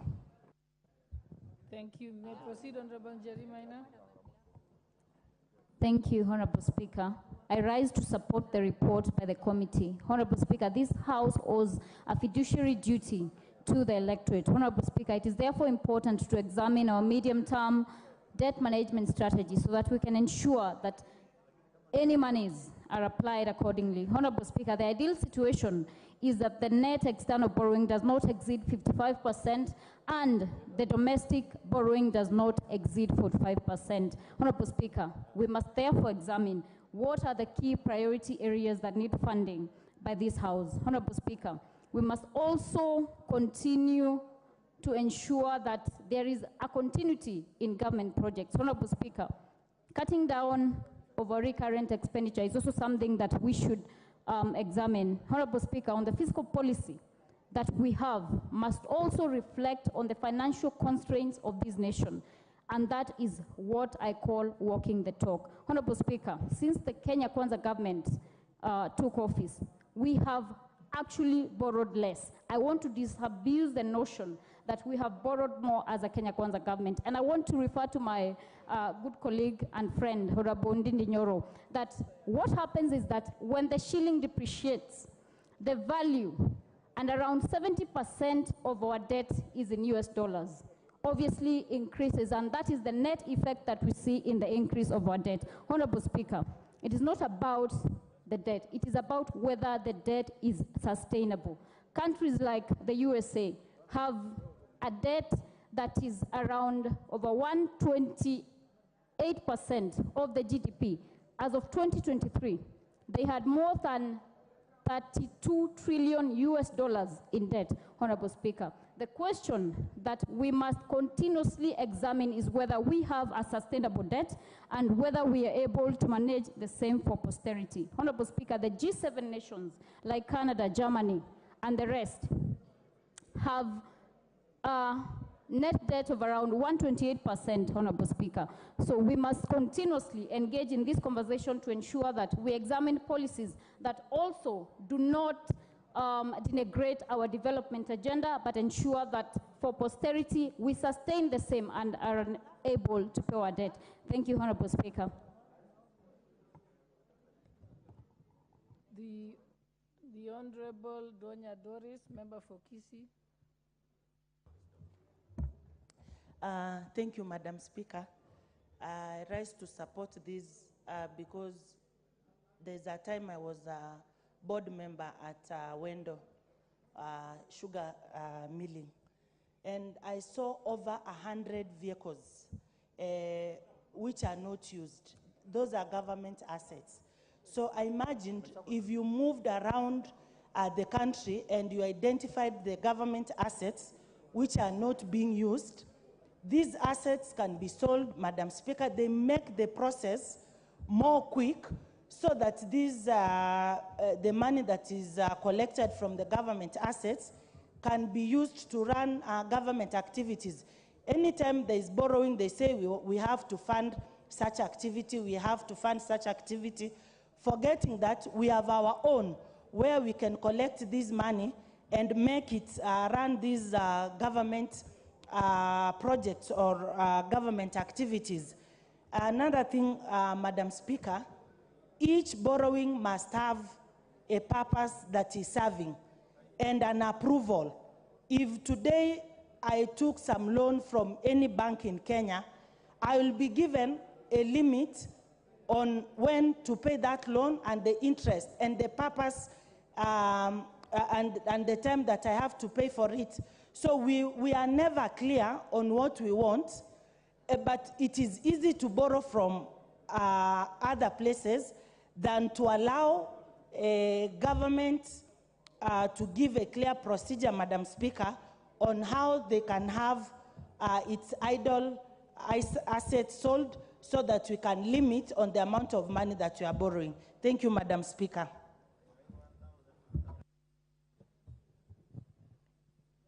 The Honorable Member for Manyata, John Gitonga. Thank you. Thank you, Honorable Speaker. I'll start by saying that a nation's strength ultimately consists of what it can do on its own and not what it can do, it can borrow from others. Honorable Speaker, around 13 years ago, our debt was less than 1 trillion. Honorable Speaker, right now we are talking of close to 11.25 trillion. And Honorable Speaker, we actually need to borrow less as we move forward. Because, Honorable Speaker, the population that we are leading, the next generation must not find this country in crisis in form of debt, Honorable Speaker. Honorable Speaker, I want to congratulate the report done by the Committee on Debt and say that, Honorable Speaker, we actually, as a House, need to be more keen on the issues of borrowing in this country, Honorable Speaker, and more keen also, Honorable Speaker, on the programs that we are borrowing to finance. And I propose, as we look at this issue of debt and how we are handling our debt, Honorable Speaker, we need to put in audit, especially well-trusted auditors, even internationally, Honorable Speaker, to check on the viability of the programs and projects that we are funding with debts. And Honorable Speaker, that will help us to be able to get value for money, because we are net borrowers. So we cannot say we will not live without borrowing.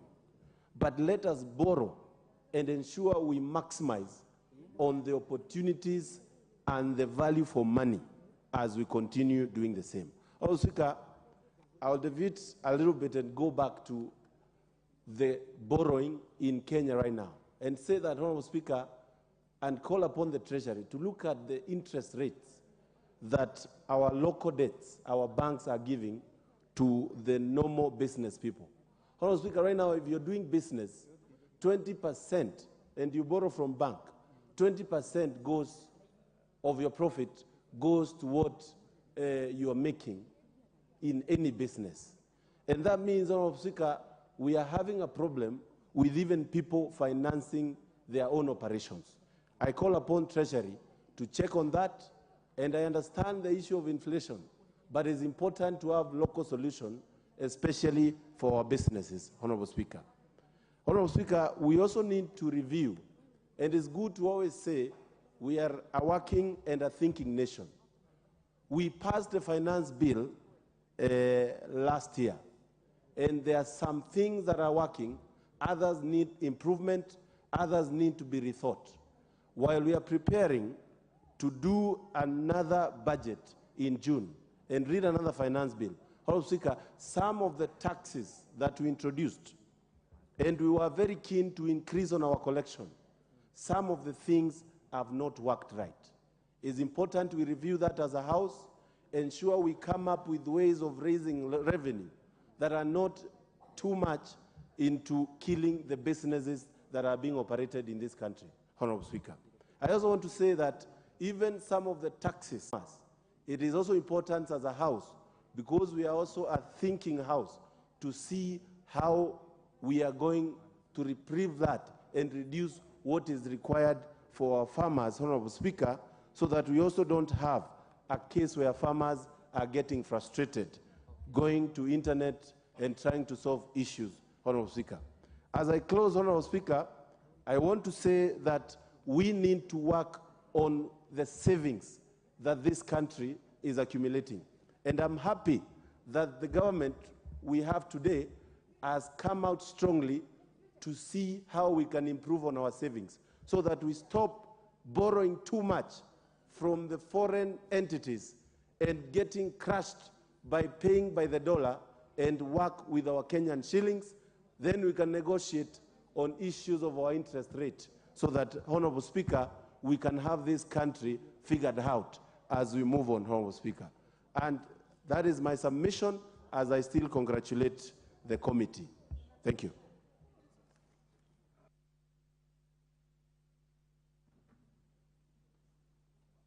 Honorable Rindikiri Mugambi. It's out of the House. The Honorable Geoffrey Ruku, MP from Bere North. Not in the House. The Honorable Dr. Robert Bukos, MP for Endebess. You want to contribute to this? Thank you, Mr. Speaker, for allowing me to contribute to the policy and the financial resolutions relating to the 2024 medium debt management strategy. Honorable Speaker, just on the onset, this strategy talks about that at least 2 months before the end of the current financial year, the National Treasury submits to the National Assembly the annual borrowing plan that addresses any deviations from the 2024 medium-term debt strategy in financing the 2024-2025 budget estimates, attendant costs and risks of the deviations, and policy measures to address. That in order to help the enhanced public participation in public debt matters, the National Treasury publishes simplified, citizen-friendly documents to accompany the technical reports on public debt submitted to the National Assembly. As you are aware, Honorable Speaker, many people at times they don't understand some of the technical terms used in some of these reports, and therefore it will be very important that the Treasury publishes simplified, citizen-friendly documents to accompany the technical reports on public debt submitted to the National Assembly. Honorable Speaker, we also, in this report, ask that the country's borrowing strategy approved at 55%, that is +5 for net external borrowing and 45% for net domestic borrowing, as contained in a 2024 medium-term debt management strategy. And we should be able to have fiscal policies that gives us some discipline so that we don't deviate so much, Honorable Speaker. We've seen that in our use of Article 223 of to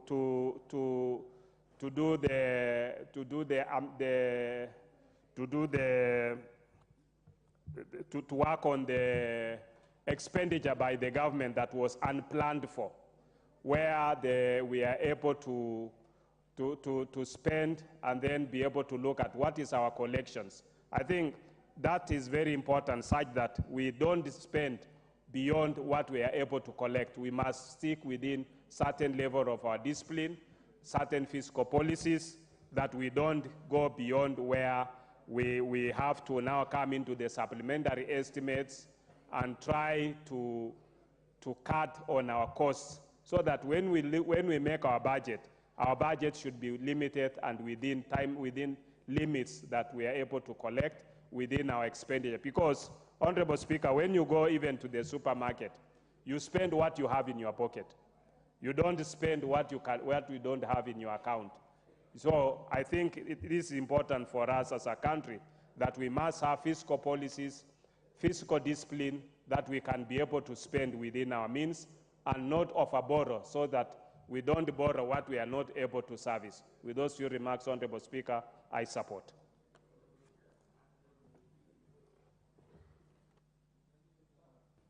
Daniel Manduku. Thank you, Mr. Speaker. From the onset, let me inform the House that I'm a member of the Public Debt Committee. But even after sitting in that committee, it is my wish to see that the National Treasury adheres to their own proposal as stipulated in the medium-term debt strategy. Mr. Speaker, it's ironical that the National Treasury proposes a borrowing mix of 55 being foreign and 45 being local, and yet in the budget policy statement, what they are planning to borrow this year is 63 to 37%. Further to that, Mr. Speaker, this House some time back resolved that the debt anchor be 55%. A few months down the line, today, our debt anchor to GDP is at 69%. Would have wished to see a situation where this debt anchor gradually starts going down towards the target of 55%. The National Treasury has promised that they should achieve this anchor by June 2028. I think this House needs to sanction the National Treasury strongly, so that periodically they are obligated to come and give reports on a quarterly basis.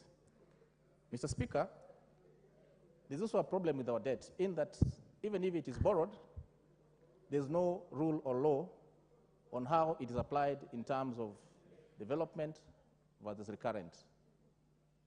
Any good economist will tell you that debt should strictly be applied to development expenditure. Mr. Speaker, it is very sad to see that we've borrowed a lot of money and used it on recurrent expenditure. Maybe, going forward, we also need to redefine what is recurrent vis-a-vis what is development expenditure, with special emphasis on the development of human resources. Here, Mr. Speaker, I'm thinking about teachers, doctors, and other people who help in uplifting our social status as a country. Mr. Speaker, some members keep comparing Kenya to Japan and the US, who have exceeded 100% debt to GDP ratios. But I want to remind them that, Mr. Speaker, these countries have lots of foreign reserves running into billions and billions of dollars. And they also have monies that they've lent to countries like Kenya. And so a comparison of with such countries is not appropriate. Lastly, Mr. Speaker, in all discussions that we have about public debt, we need to seriously consider having a Public Debt Act so that it can legislate and strictly seal any loopholes where the Public Finance Management Act does not cover. And this may reduce the abuse of using Article 223 of the Constitution. Thank you, Mr. Speaker. You have Honorable Edith Nyanze. So stepped out, huh? The Honorable Dr. James Nikal, you want to contribute to this? MP for Seme. Yes, thank you, Mr. Speaker, for giving me this opportunity. Mr. Speaker, I must appreciate what the committee has done. Mr. Speaker, this is the second time we are actually discussing the budget management strategy during the budget process. And it's actually the first time we are doing it before the budget policy strategy, which means we are actually seriously taking up the matter of looking at our debt and linking it to our budget, because that's really where the issue lies. So, Speaker, debts on their own are not a bad thing, but what is important is what we do with the debt, and the purpose for it, and whether we achieve that, because it comes from the budget deficit, and the deficit could either be our recurrent expenditure or development.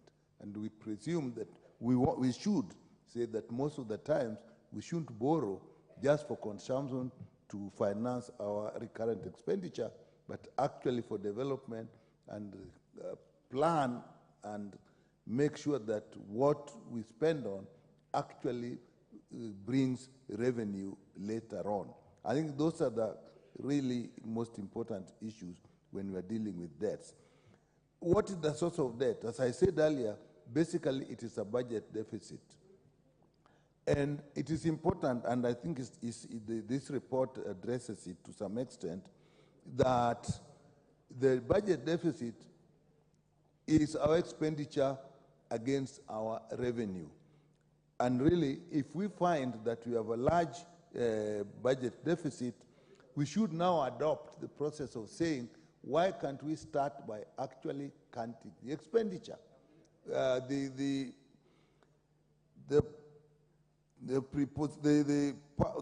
we do currently, that when we have a deficit, we actually go out to borrow. My view is that we should now start looking at what do we cut in our expenditure, what do we reduce in what we are going to spend. Borrowing is good, but if you are borrowing until you cannot pay back, and we have had a lot of problems in this country, the cost of living has gone up, and the big issue has been that we are paying debts. We are paying debts, so we cannot finance our expenditure. So we must start looking at reducing our revenue. And this report, Mr. Speaker, actually has two main parts. One is a list of financial resolutions that I think are directly related to what we plan to do. That the fiscal target for medium term is approved and set at 3.9 for the year 2024 and 3.3 of the GDP for 2025 and so on.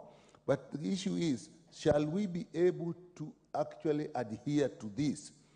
last year, we actually we were at 4%, and now we are at 5.5% of the GDP. That is our deficit. So we can put all these resolutions, but are we really going to adhere to them and make sure that we don't go beyond that? And we're also saying that the country's borrowing strategy is approved at 55% of the GDP for external borrowing and 45% for a domestic borrowing, which is a good thing. But shall we be able to stick at this? Because last time we actually put this at about 50-something, and we went up all the way to 68. So are we able to do that? Our debt to GDP, the ratio as a percentage, we also again set it at 55, and we're going to all be, way beyond that. Therefore, Mr. Speaker, mine is this policy recommendations that have been here are key, and without them, the financial resolutions that we have put in that are in the report will not work. And I will just mention, just to Mr. Speaker, that we should encourage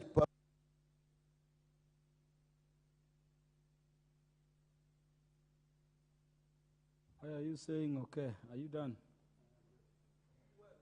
I'm just saying, what can I do if I have to give it 1 minute? Will you be able to wind up if I gave you 1 minute?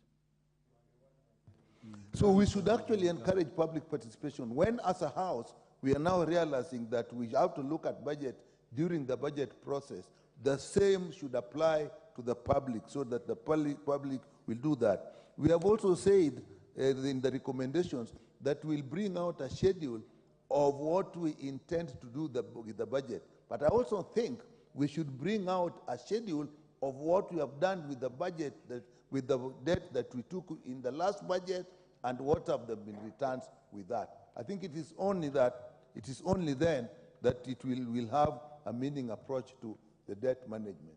Thank you, Mr. Speaker. The MP for Kitui Rural, the Honorable David Boni. Thank you, Mr. Speaker.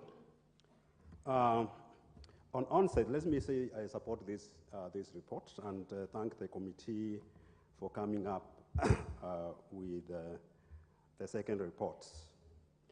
Mr. Speaker, let me also take this opportunity to thank Treasury on the way they handled the Eurobond, the payback. Mr. Speaker, the Eurobond is something which had brought a lot of anxiety in the financial markets. I remember last year when I was in Washington for the IMF World Bank talks. Everybody was looking at Kenya and saying Kenya is the next country to Zambia and Ghana in defaulting the loan. So at least I think now we are out of that hook.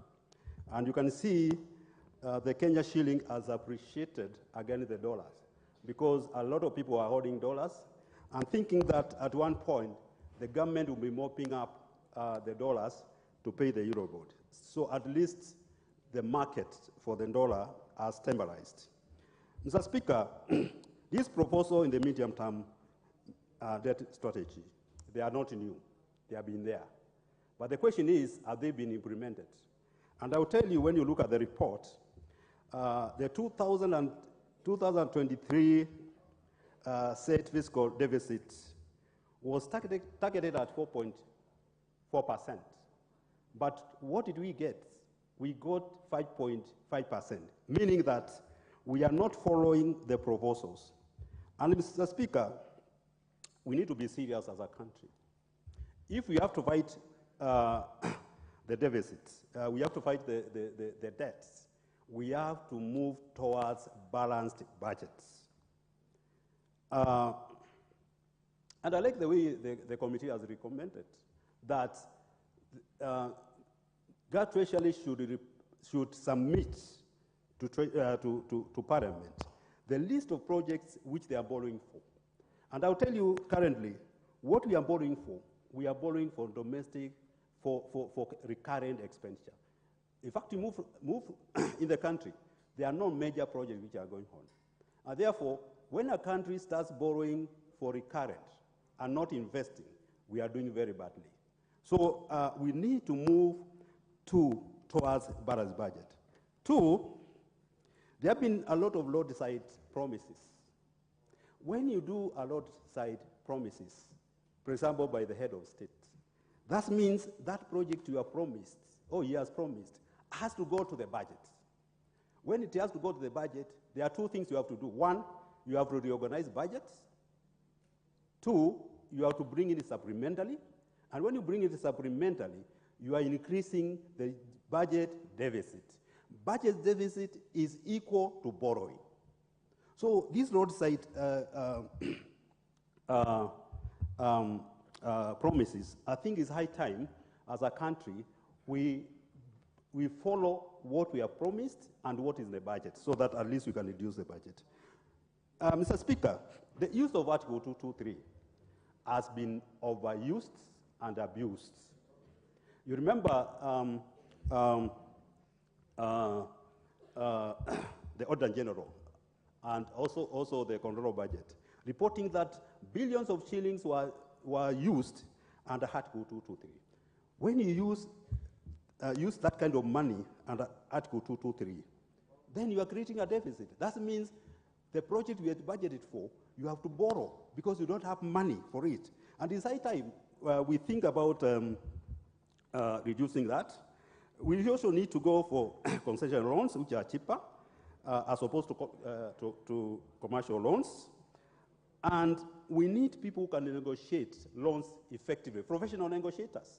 You see, the way Eurobond was negotiated, I don't think it was negotiated by professionals because the Eurobond was supposed to be paid, the $2 billion US dollars was supposed to be paid once. But I like what he has been negotiated, the Eurobond, the payback. It is going to be paid in installment. Can you imagine now if we have to pay $300 billion in June? This country just collapse. So we need professional negotiators. And of course, I like what they have recommended. They've recommended.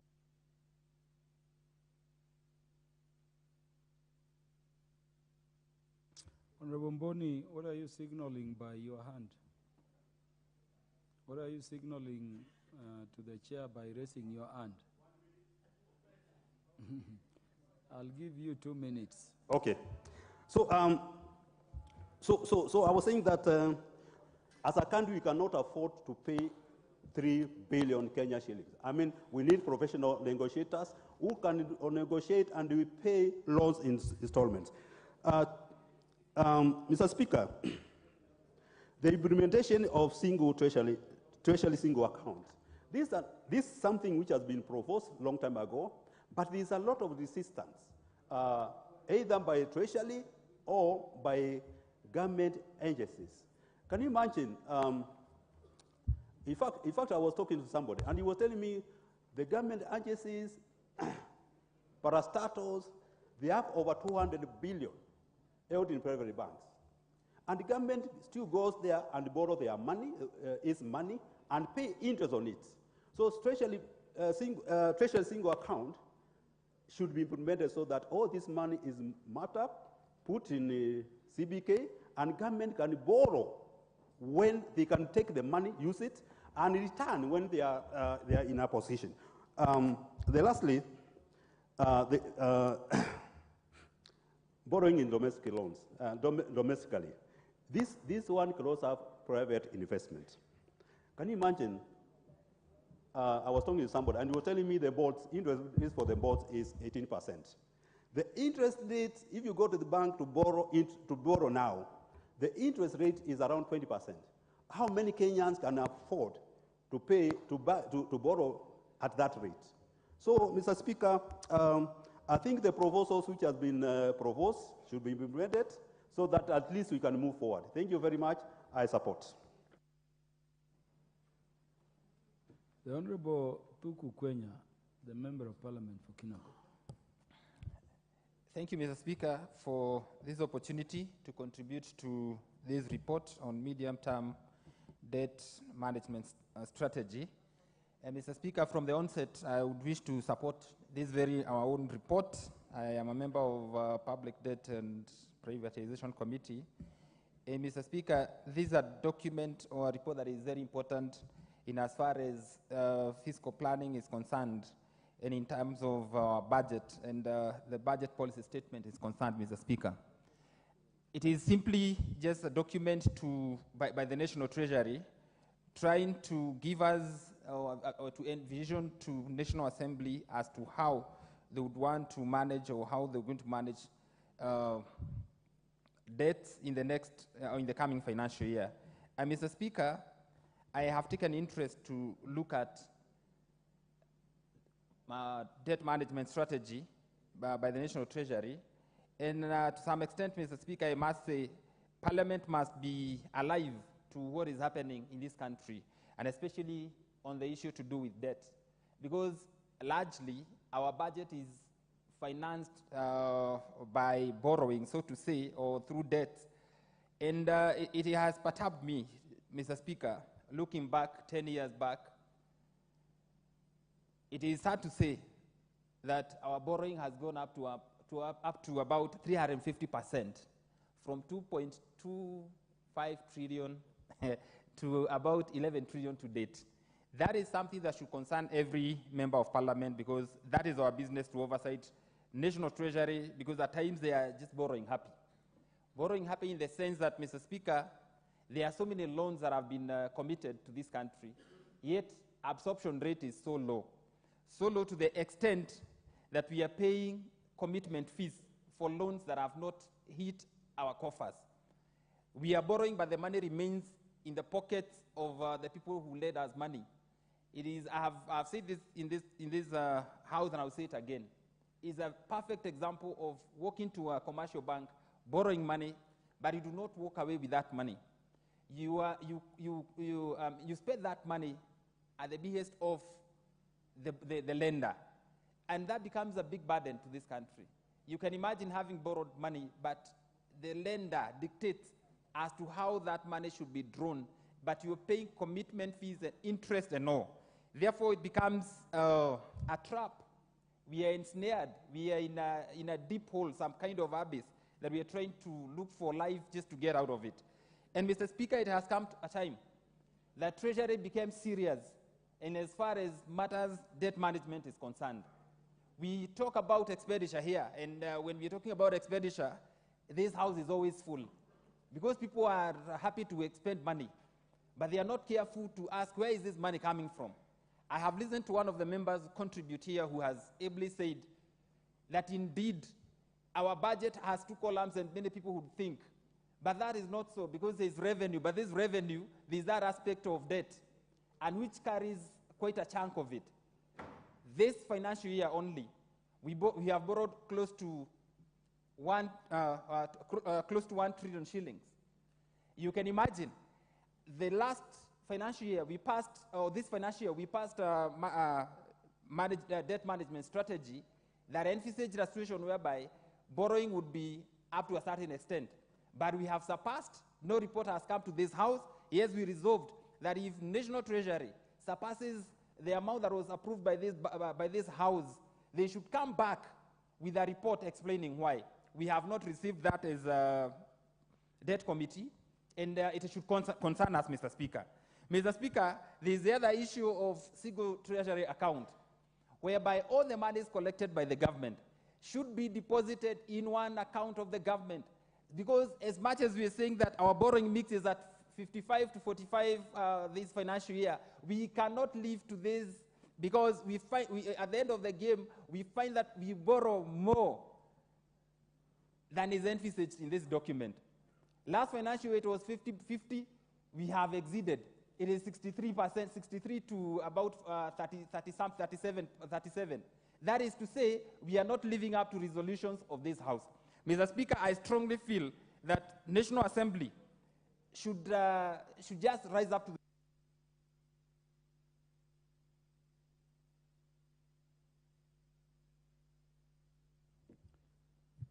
Honorable Thuku, I've recognized you speaking to yourself. Let me take it that you have concluded your contribution.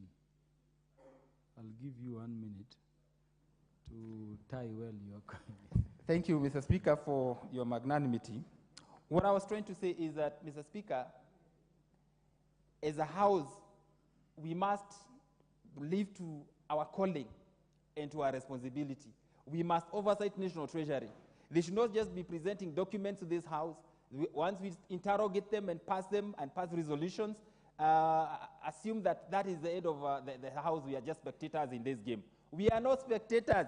We are players. We are part of budget-making process. And the National Treasury must be well advised that any document that they present to this House is for purposes of consumption of this House and oversight. And we are going to keep them on their toes so that then we bring down this story of debt from whatever it is to a figure that is manageable. And finally, Mr. Speaker, on the issue, I can see the clerk is on me. Kindly just be kind with me. And finally, Mr. Speaker, the issue of wanton borrowing must be dealt with once and for all by this House, because only this House can pronounce itself on that matter. Thank you, Mr. Speaker. Thank you. The Chair, Justice and Legal Affairs Committee, and the Honorable Martin Owino Peters, I will be giving you the chance to contribute after the Honorable Dr. Jackson Kosgei. Honorable Jackson Kosgei. Thank you, Mr. Speaker. On the onset, I wish to support this report and motion. Mr. Speaker, allow me to reflect on the history of the rise and fall of empires in history for the last 6,000 years. Historians have summarized reasons that have made governments to stand or fall. Number one, Mr. Speaker, is a sound fiscal policy. A government's plan and decisions that determines how much money to borrow and to collect in taxes and how to spend it and how to meet expenditures in the country. If this is not done, it has brought down regimes. It is important that when the constitution that currently we are using in this country gave Parliament that role, that solemn role, to participate in the financial policy of the country, it meant well, because this can sustain the country. Number two, Mr. Speaker, it has been found that what sustains a nation is a national pride, where people are proud of their own country. I remember when the President Kibaki was talking about the raising of resources in this country, he came from the point of a national pride, that lipa ushuru ujitegemee. We be proud to be Kenyans, be proud to sustain our country, be proud to be the one paying the bills of our men and women serving in the civil service, sustaining this country.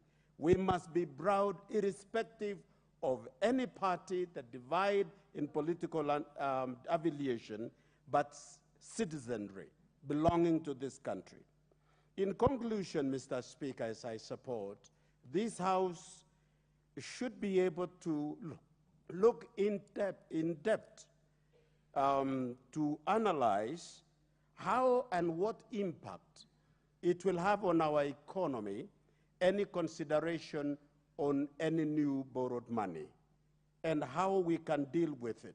I cannot overemphasize, because colleagues have delved into it, Otherwise, Mr. Speaker, I support the motion. Thank you. Honorable Martin Owino Peters, MP from Dewa. Thank you, Mr. Speaker. And I too want to support this report. Mr. Speaker, there are some idioms which also teaches us. For example, debt is slavery to those who are free. But if those who are free are indebted grossly, they become the slaves of the debt of the lender, for this case.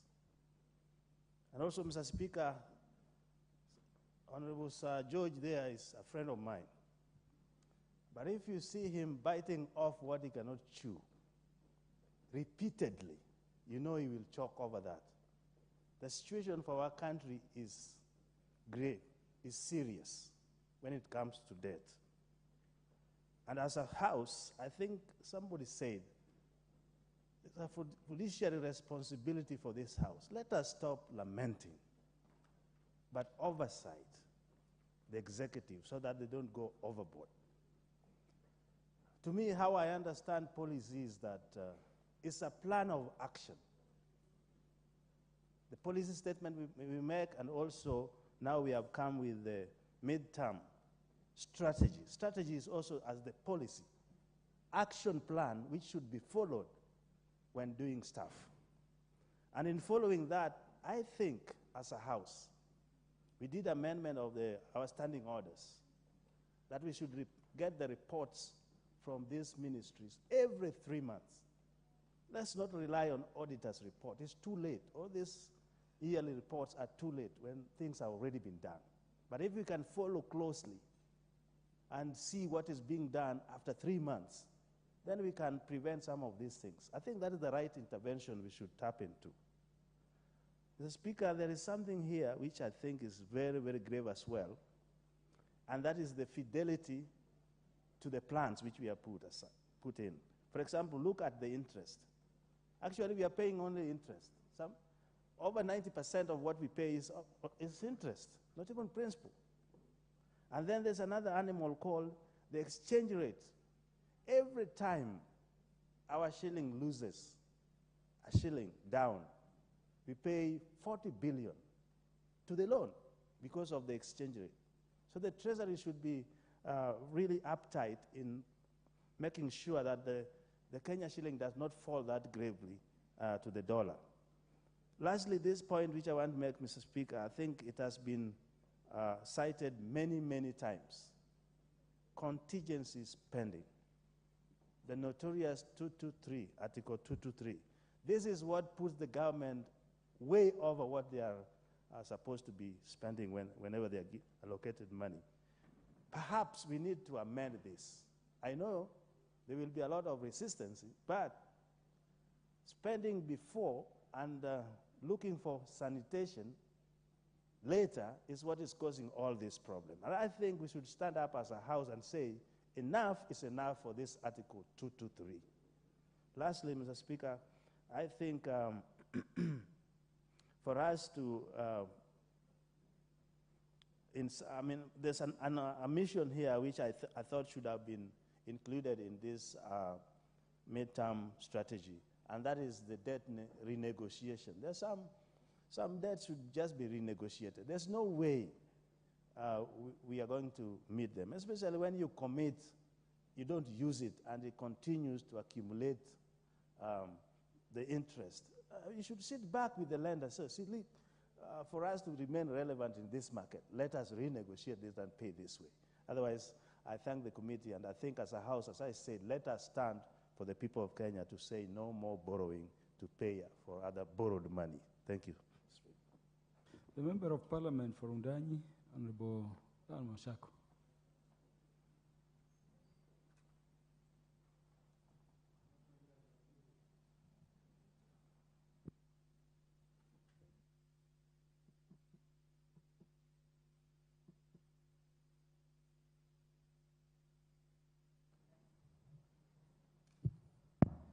Thank you, Mr. Speaker. I rise to support the report the 2024 medium-term debt management strategy report that comes to this House at the appropriate time. Honorable Speaker, it is important to put things into perspective. Many years back, Mr. Speaker, this country has been engaging into borrowing, both locally and out of this country, foreign borrowing, without involving Parliament. But this report, Honorable Speaker, the medium-term debt management strategy, outlines clearly the policy of government on how they intend to engage into borrowing to make sure that the budget deficits that every year when we pass budget are able to be covered through borrowing. Honorable Speaker, it is important to realize that as this debt management strategy is a government policy, and we want to say that now that the government has brought this document to Parliament as per the Constitution and as per the PFM Act of 2012, it's upon this House that we should make sure that the policies and the aspirations that have been outlined in these documents are fulfilled. Honorable Speaker, many times borrowing in this country has been shrouded in controversy. You remember the times of Eurobond, when it was clear that money came into the country, but you could not trace where the money went. But today, as we read this report, we find ourselves in a situation where there's hope that if this document is to be followed to the letter, then this country, we may get ourselves into a better way of managing our fiscal debts, and more so, Honorable Speaker, not to overburden the current generation, but also the future generation, Honorable Speaker. There's a principle in our Constitution that talks about intergenerational equity, Honorable Speaker. Today, we may be excited about the big projects that are done through money that we borrow from Chinese and every other partners out there. But if we are not prudent enough, then we'll be overburdening our children to a situation whereby we bequeath our children a country that is not sustainable, and therefore we fail in our duty as people who are responsible. And therefore, Honorable Speaker, I want to say that when I remember last year when the CS Treasury brought to this House the attempt to change our debt from an absolute number of 10 trillion and indicated that we would want to change it to an anchor, a percentage of GDP. And they indicated that our aspiration is to have 55% debt to GDP. We raised a lot of issues, Honorable Speaker, because it looked like there's just another gimmick to confuse Parliament and confuse the country, Honorable Speaker. Today, we are at above, in this report, is indicating that we are above 70% to GDP. So the ability of this government to reduce the debt borrowing to 55% plus 5 that they indicated is something that must be looked at, must be pushed, must be forced, so that this government shows they have the will and the heart to bring down borrowing, Honorable Speaker. Honorable Speaker, before I end, Honorable Speaker, I must say that we have realized that a good mix of domestic and foreign borrowing, it's recommended around 45% should be foreign and 55% should be local. But in this report, it shows clearly that we have reversed that trend. We have more foreign borrowing vis-a-vis domestic borrowing. And Honorable Speaker, we find ourselves in huge risks of exchange risks, whereby when we know our shilling had lost a lot of value, depreciated against the dollar, and most of our debt is dollar denominated. And therefore, we end up having our debt ballooning without real value coming to the country. And therefore, Honorable Speaker, we must ensure that as we balance between costs and risks.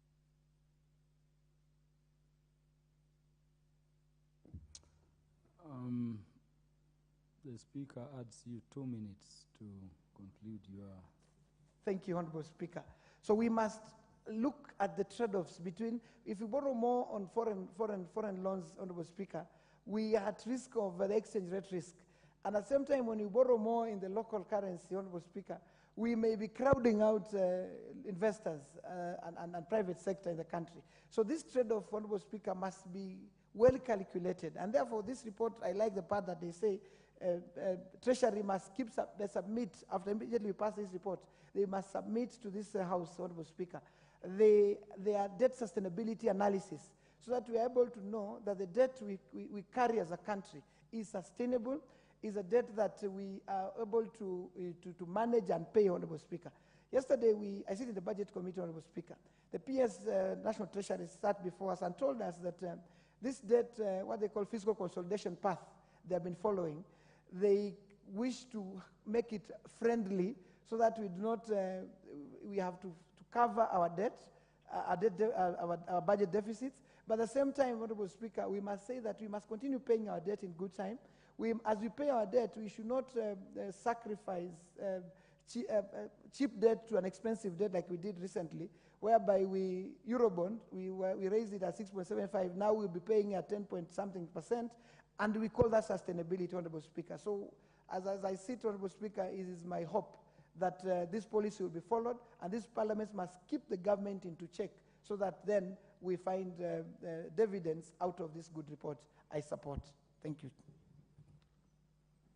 Honorable David Gikaria, as a chairperson enrollment. Nashukuru sana Honorable Speaker kwa kunipa nafasi hii kwa kuchangia mjadala huu wa mambo ya madeni. Mheshimiwa Speaker, deni ni kitu ambaye tukiangalia sana katika maisha yetu, kama mtu, kama familia, kama nchi, nani hana deni? Na unaangalia hii pesa ambapo unapoenda kutafuta ndio uweze kufanya unaenda kukopa kwa kufanyia nini? Kuna pesa ambazo zinakopwa ambazo hazina faida kabisa katika nchi yetu ya Kenya. Hata kwako nyumbani unapokopa ni lazima uwe unaweka uzito. Nikikopa kwa sababu ni lazima niwe na mshahara wa kutosha, kama ni serikali ni lazima iokote pesa na njia mikakati ya kuweza kuokota hela zile ambazo zitasaidia kulipa madeni haya, na pia unakopa kutoka kwa nani, na kama utashindwa kulipa mambo gani yatafanyika? Ni maswali mengi ambayo inafaa tujiulize wakati tunakopa, wakati tunaenda kuchukua hizi hela, edha kama ni ya mtu binafsi ama ni kwa nchi. Na kwa sasa katika vile tumeweka, idara yetu ya fedha imetoa mikakati ya kutuelekezea ya kwamba hatujaenda vizuri, na tunajua kweli hatujaenda vizuri. Hapo awali, Mheshimiwa Spika, unakumbuka pesa zinachukuliwa ambazo zinakuja kufanya miradi, na hii miradi si miradi tu ya kuja kuweka hela bila kutoa mapato. Lakini wakati mwingi hakuna wakati tulikuja tukaambiwa hizi hela zilifanya kazi gani ama zilienda kutumika kwa njia gani, ndio tuweze kusema kwa kweli tunapata ile pesa, ile value, wanasema kwa kizungu value for what you have borrowed.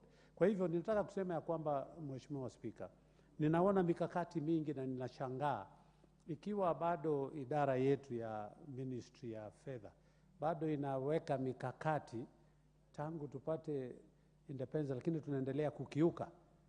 Wenzetu wachache hapa wamesema ya kwamba tuwekee mikakati na tufanye kazi zetu kama wajumbe. Hii maneno si ya executive hata kidogo.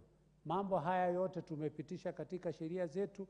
Chochote ambaye executive anataka kufanya, sana sana kuhusiana na haya maneno, ni lazima ipitie kwa hii nyumba. Na kama inapita kwa hii nyumba na tunapitisha, then hatuwezi kuweka lawama kwa mtu mwingine. Lawama ni sisi wajumbe, tukae chini na tujiulize, kwa sababu tunakopa, hizi pesa ni za kufanyia nini? Tunapokubalia serikali ikope ndio iweze ende kufanya, ni kuuliza maswali, tutarudi tupate mapato gani? Kwa mikakati gani ambayo tutakuwa tunaweka? Na kama vile ninaona ripoti hii ambayo imeandikwa na kamati ambaye husika, tunawashukuru kwa kazi nzuri, na tunaomba ya kwamba isiwe tu tena ni matamshi, Ni maneno, wakaketi, tukaweka maneno kwa karatasi, kisha tena tukakuja tena kufanya kinyume na ile mambo ambaye tunaweka mikakati ya kuweza kufuatilia. Kuna njia nyingi ambazo mandugu zetu katika hii wizara na kamati yetu ya fedha ambayo imepitia kuangalia, lakini ni lazima tuangalie na tuulizane ya kwamba ni muhimu kama nchi tusiwekee madeni hata kwa watoto ambaye bado hawajazaliwa, ya kwamba hii madeni kama tunayafanya, kila mtu lazima abebe mzigo wake kwa wakati unayofaa. Ni makosa sana mimi nibebe niwachie mwingine aje alipe kama vile ilivyotendeka. Nitabeba kwa sababu najua niko na miaka fulani, na mimi nikimaliza miaka yangu atakaye kuja kulipa, hiyo sio shughuli. Nafikiria sisi kama bunge tuko na majukumu ya kusimamisha fikra kama hizo kwa siku zijazo, ya kwamba mimi kwa sababu niko mjumbe hapa miaka 5, sijali vile nitakavyofanya kwa hii miaka 5, yule mwingine atakaye kuja ndio atakuwa anabeba mzigo huu. Tunaomba Wizara ya Fedha na kamati yetu kutoka sasa wachukue mikakati isipotendeka, kwa sababu kama sisi tunapigia upato hii pite, lakini kisha pita tena tuone mambo haya bado tunaambiwa tumeingia trilioni sasa 15. Alafu tunaanza kusema ni ile bunge ya mwaka jana, ni ile sijui wale ama ni yule rais aliyekuweko na mipango. So hii ni mambo ambayo inafaa tuangalie na tuweke hii mikakati ambayo inawekwa na ile vitu yote ambayo wameahidi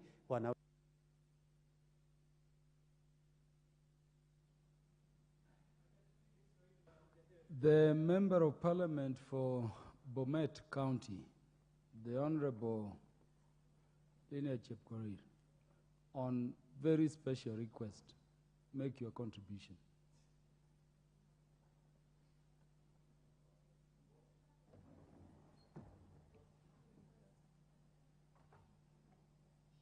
I'm seeing a request, she was consulting the Honorable Jose Lelmangeti. It's normal for some of the best leaders we have in the country today to consult.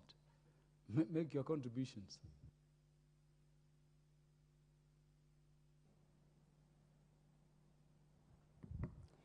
Thank you, Mr. Speaker. I was still consulting. I've just entered in. Thank you. But I'll contribute before the end of this debate. I didn't get you well, Honorable, the Member of Parliament for Bomet County. Or you're waiting to contribute to the next one? Oh, sorry. Well done. That is, let us all have the Honorable Stephen Mogaka. But really, before Honorable Stephen Mogaka, the Honorable Jose Lalmengit has made a request. Let us have the MP for Mwen before Honorable Stephen Mogaka.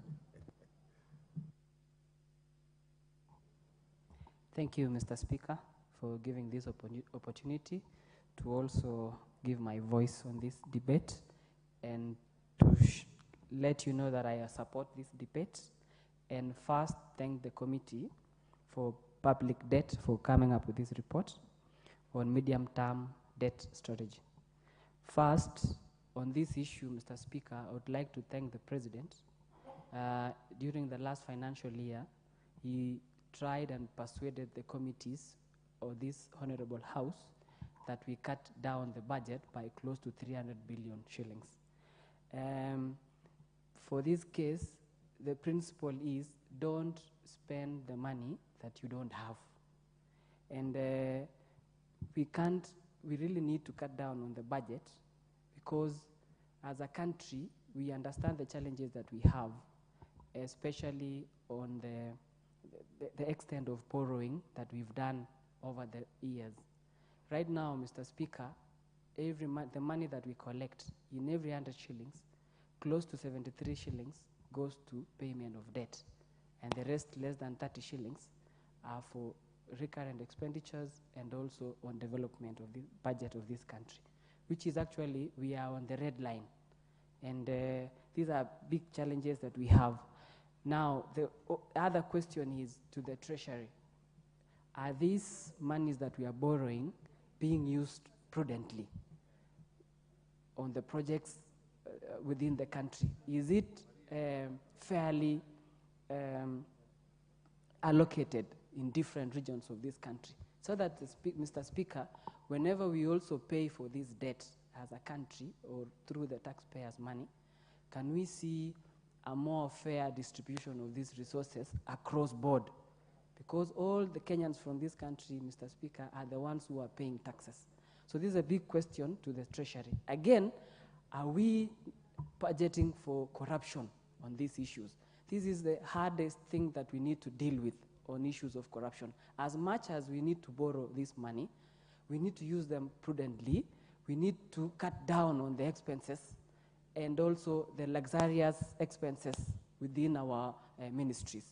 For example, Mr. Speaker, one time I asked the president where we would get the money to finance the operations of this government. And he said, running a government is like running a family. Whenever you don't have money as the head of breadwinner of a family, what do?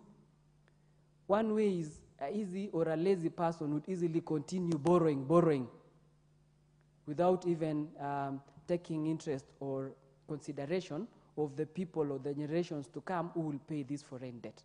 But the other way around, Mr. Speaker, is cutting down on our expenses and living within our means.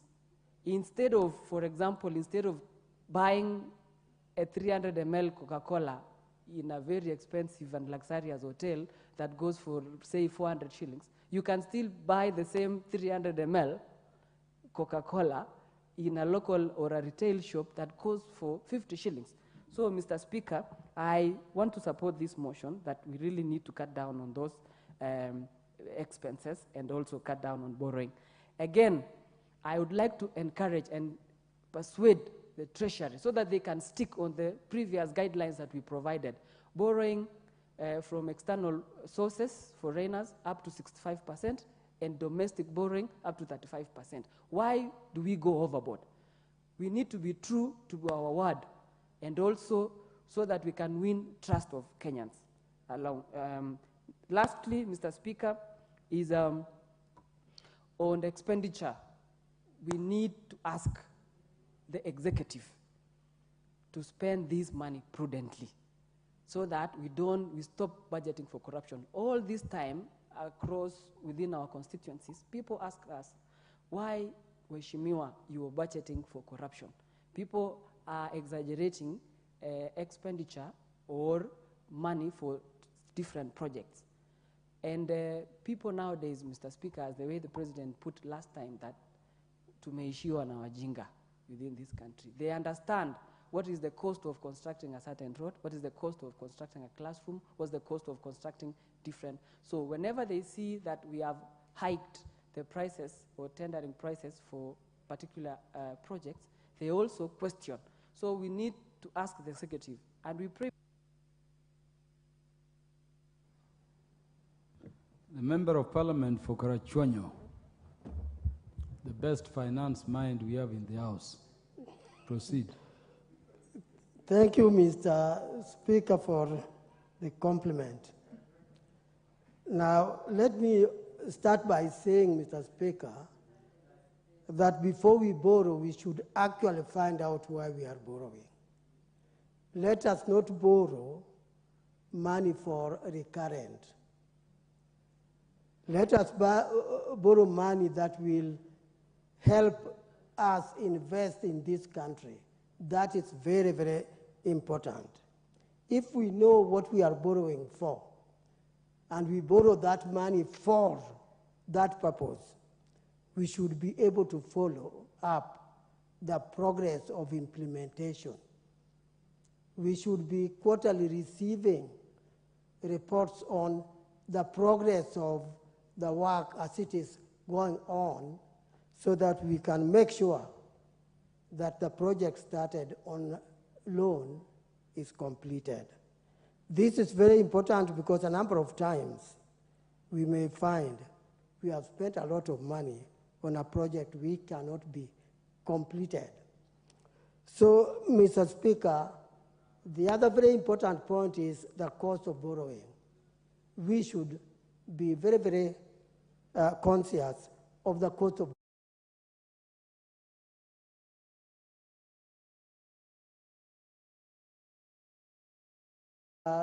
from external sources. I'm aware that when our money goes down in value, and when it is that we borrowed from external sources, the borrowed money, the loan itself, increases in amount without any benefit of the increase of the loan. This is because of the value of the money as we pay the loan we borrowed. So I think when we look at that cost, Mr. Speaker, it will call upon us to be also able to see the behavior of our Kenya shillings. Because if Kenya shillings is not protected, then we are exposing ourselves to more debts. We are exposing ourselves to local problems in our purchases, especially purchases from without the country, meaning buying from outside Kenya. That becomes also expensive. So what I really want to emphasize is that we should also look at the time we are borrowing. If we are borrowing at a time Kenya shillings is very weak, we will be getting dollars at a very high cost in terms of our money. And that gives us the burden of repayment. In fact, I would even think of a possibility where if Kenya shillings is strong, you borrow at that time, even if the excess can go to your reserve, in order that you can use this reserve when things get worse with our money.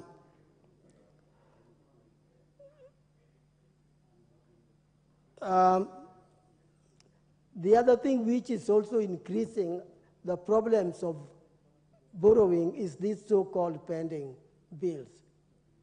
Because that's another borrowing. Let's call it what it is. We are borrowing from wrong people. We are borrowing locally from contractors. And this is adding into our burden when we are repaying our debts. So I wanted us to be holistic in looking at this issue to avoid the possibility of creating a burden that is impossible for us to pay. Mr. Speaker, thanks for giving me time to contribute to this noble debate, and I beg to support.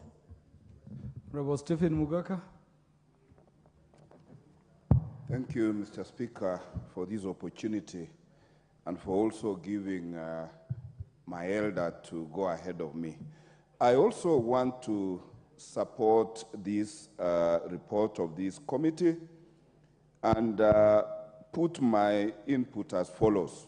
One, it's commendable that this report complies with the Public Finance Management Act as well as the Standing Order, and to that extent, it is kudos to the committee. But a bit disappointing from the committee is their observation about the level of public participation during the consideration and preparation of this report. Mr. Speaker, the public debt is a matter of public concern, and that we have a report in Parliament without public participation quite undermines the very public interest that we are looking at it. I don't know why the public did not get to know that there is this session going on, and if they knew, why they kept away from it. Going forward, I would suggest that the committee goes an extra mile to ensure that even if we are going to conduct our proceedings live, we get the public get involved. This is so important, Mr. Speaker, because it is the public who put pressure on government about fulfilling election manifestos, about fulfilling election pledges, which end up in the Appropriation Act, which invariably creates a budget deficit that has got to be filled in through both public, external, and domestic debt. And therefore, I would want, going forward, the public be an integral part, particularly on the X-raying of the level of public debt, and they give their input on the strategy that we are going to employ as a nation to manage the debt. The second observation I make is that it is no doubt that Treasury is the one which has presided over the creation of the public debt, and it is the same Treasury we are going to rely on going forward in implementation of this medium-term debt management strategy. I will urge this committee to go an extra mile for the sake of the Republic to ensure that the recommendations of this report are followed to the letter.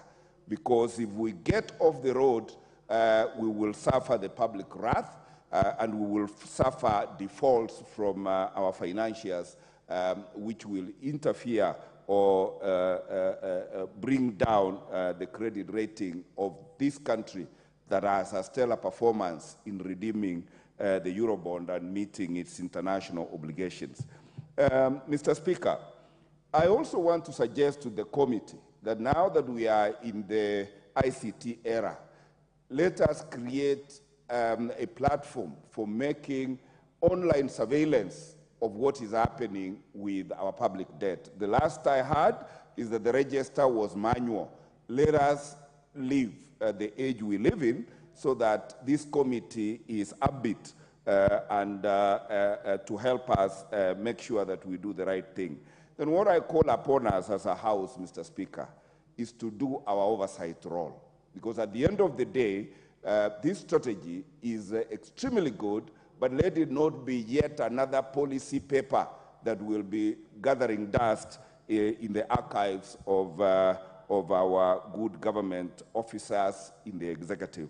Above all, I would want to urge members of the public to be patriotic, because these debts have been incurred by this country, to do projects and support the budget for this country.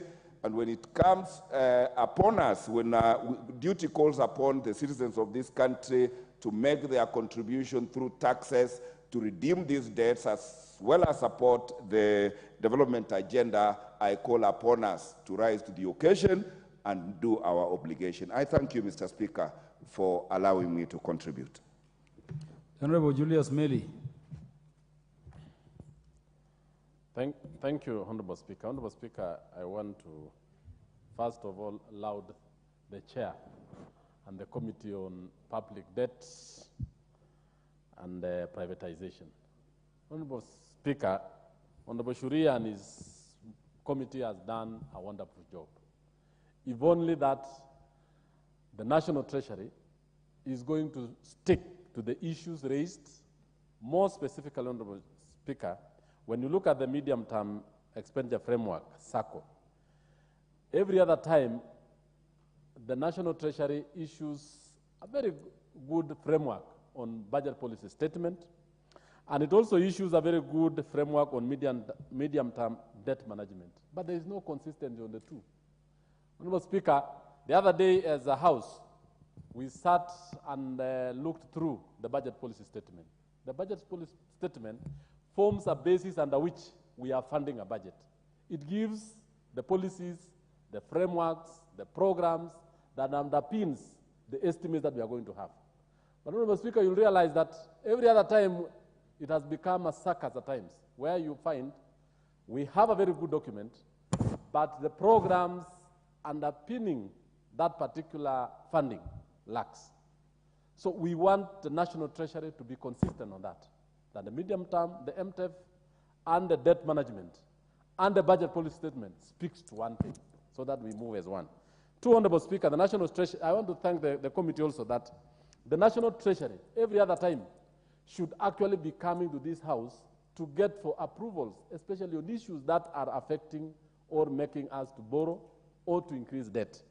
There's an issue, Honorable Speaker, that at times, the other day we had issues on borrowing, that actually our debt went up because of interest rates, because of exchange rates, and even because of what we call contingency spending. To an extent that, for example, the dollar at one time was 120 shillings. Now it's 160 shillings. You know, at the international market, we as a country, we are going to even pay more. Those are the issues now we are telling the National Treasury. When you are borrowing, look into this so that when you are making forecasts to borrow, you know very well that the interest rates are moving at this, the contingencies that are coming in place are this, so that when you borrow within a framework that you understand it very well. Honorable Speaker, the other issue that is very clear is that the National Treasury should submit a report to the National Assembly providing practical measures to reduce the domestic debt service burden to the sustainable level. Actually, if this is not done, Honorable Speaker, local banks and borrowing within the local market is going to be a problem. The interest rates will go through the roof if we are not going to make sure that the local market is actually, we have a capping, so that even it will spur development, it will spur borrowing from small people. If we can't do that, interest will go very high, and even the banks will not have money to give. They'll only give to the government because the government is the only one who will be able to pay. The other issue which I want to thank the committee is the issue on that the National Treasury publishes, that it will ensure that the National Treasury, the other issue which is very important is the submit a comprehensive report to the House, the National Assembly, on the breach of the debt anchor of 55%. This one has been said severally, that every other time when the National Treasury has to, because this is actually it is the very important government department that has the responsibility of ensuring that the debt is managed and brought to not go beyond the 55% or plus 5 digits. So that is the reason why we are saying the National Treasury has a very big role to ensure that that particular aspect is kept and they report to this House, because this House represents the people. Honorable Speaker, because the issues raised here are actually very important, and I want to ask that such particular issue, the Committee of Implementation, the Committee of Budget, has to look into this particular issue so that every other time that important policy matters placed before this House are actually passed, let them be sticked to and let the committees involved ensure that they are implemented to the letter. I thank you, Honorable Speaker. For Taita Taveta. Asante Bwana Spika, hata mimi kwa kunipatia nafasi niweze kuchangia katika mjadala huu, na nikianza mwanzo tu nataka kusema pia mimi nataka kuunga mkono ripoti hii ya hii kamati ya mambo ya madeni kwa umma. Na Bwana Spika, nataka kusema hivi ya kwamba kukopa na kukopeshana kupo, lakini ni lazima tujue tunakopa kwa malengo gani na tunayo mikakati gani ya kuhakikisha ya kwamba hizi fedha ambazo tunaweza kukopa zinaweza kuboresha maisha ya wananchi. Bwana Spika, tumeona mara nyingi pesa zimeweza kukopwa na zikafika kwa nchi, na baadaye ikawa ni manunguniko ya kwamba pesa hizo hazikufanya ile kazi ambayo inastahili, fedha hizo hazikuenda kwa walengwa. Kwa hivyo ni vivema sana ya kwamba wakati tuna kopa zile pesa ziwe na mikakati ambayo ina kabisa dhabiti ambayo inaenda kufanyia kazi. Bwana Spika, jambo la pili pia ni kusema ya kwamba wakati pesa hizo zinafika, ni vizuri kuona ya kwamba fedha hizo zimeweza kuboresha wananchi wote kwa jumla. Pesa hizo zisije zikaombwa alafu zikawa zinafika upande mmoja ya nchi na upande mwingine hazifiki ama hazisaidii, ama upande mwingine haziboreshi upande mwingine wa nchi, na wakati wa kulipa basi wananchi wote kwa jumla wanajumuishwa kwa kulipa. Nikimaliza, kwa sababu ya muda, Bwana Spika, nataka kusema dawa ya deni ni kulipa.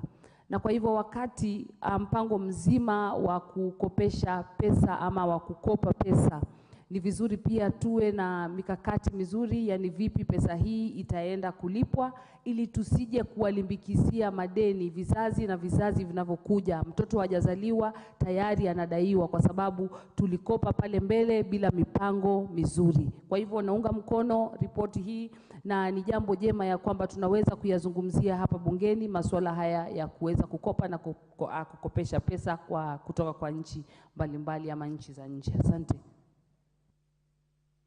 The Honorable Commissioner Mishimboko.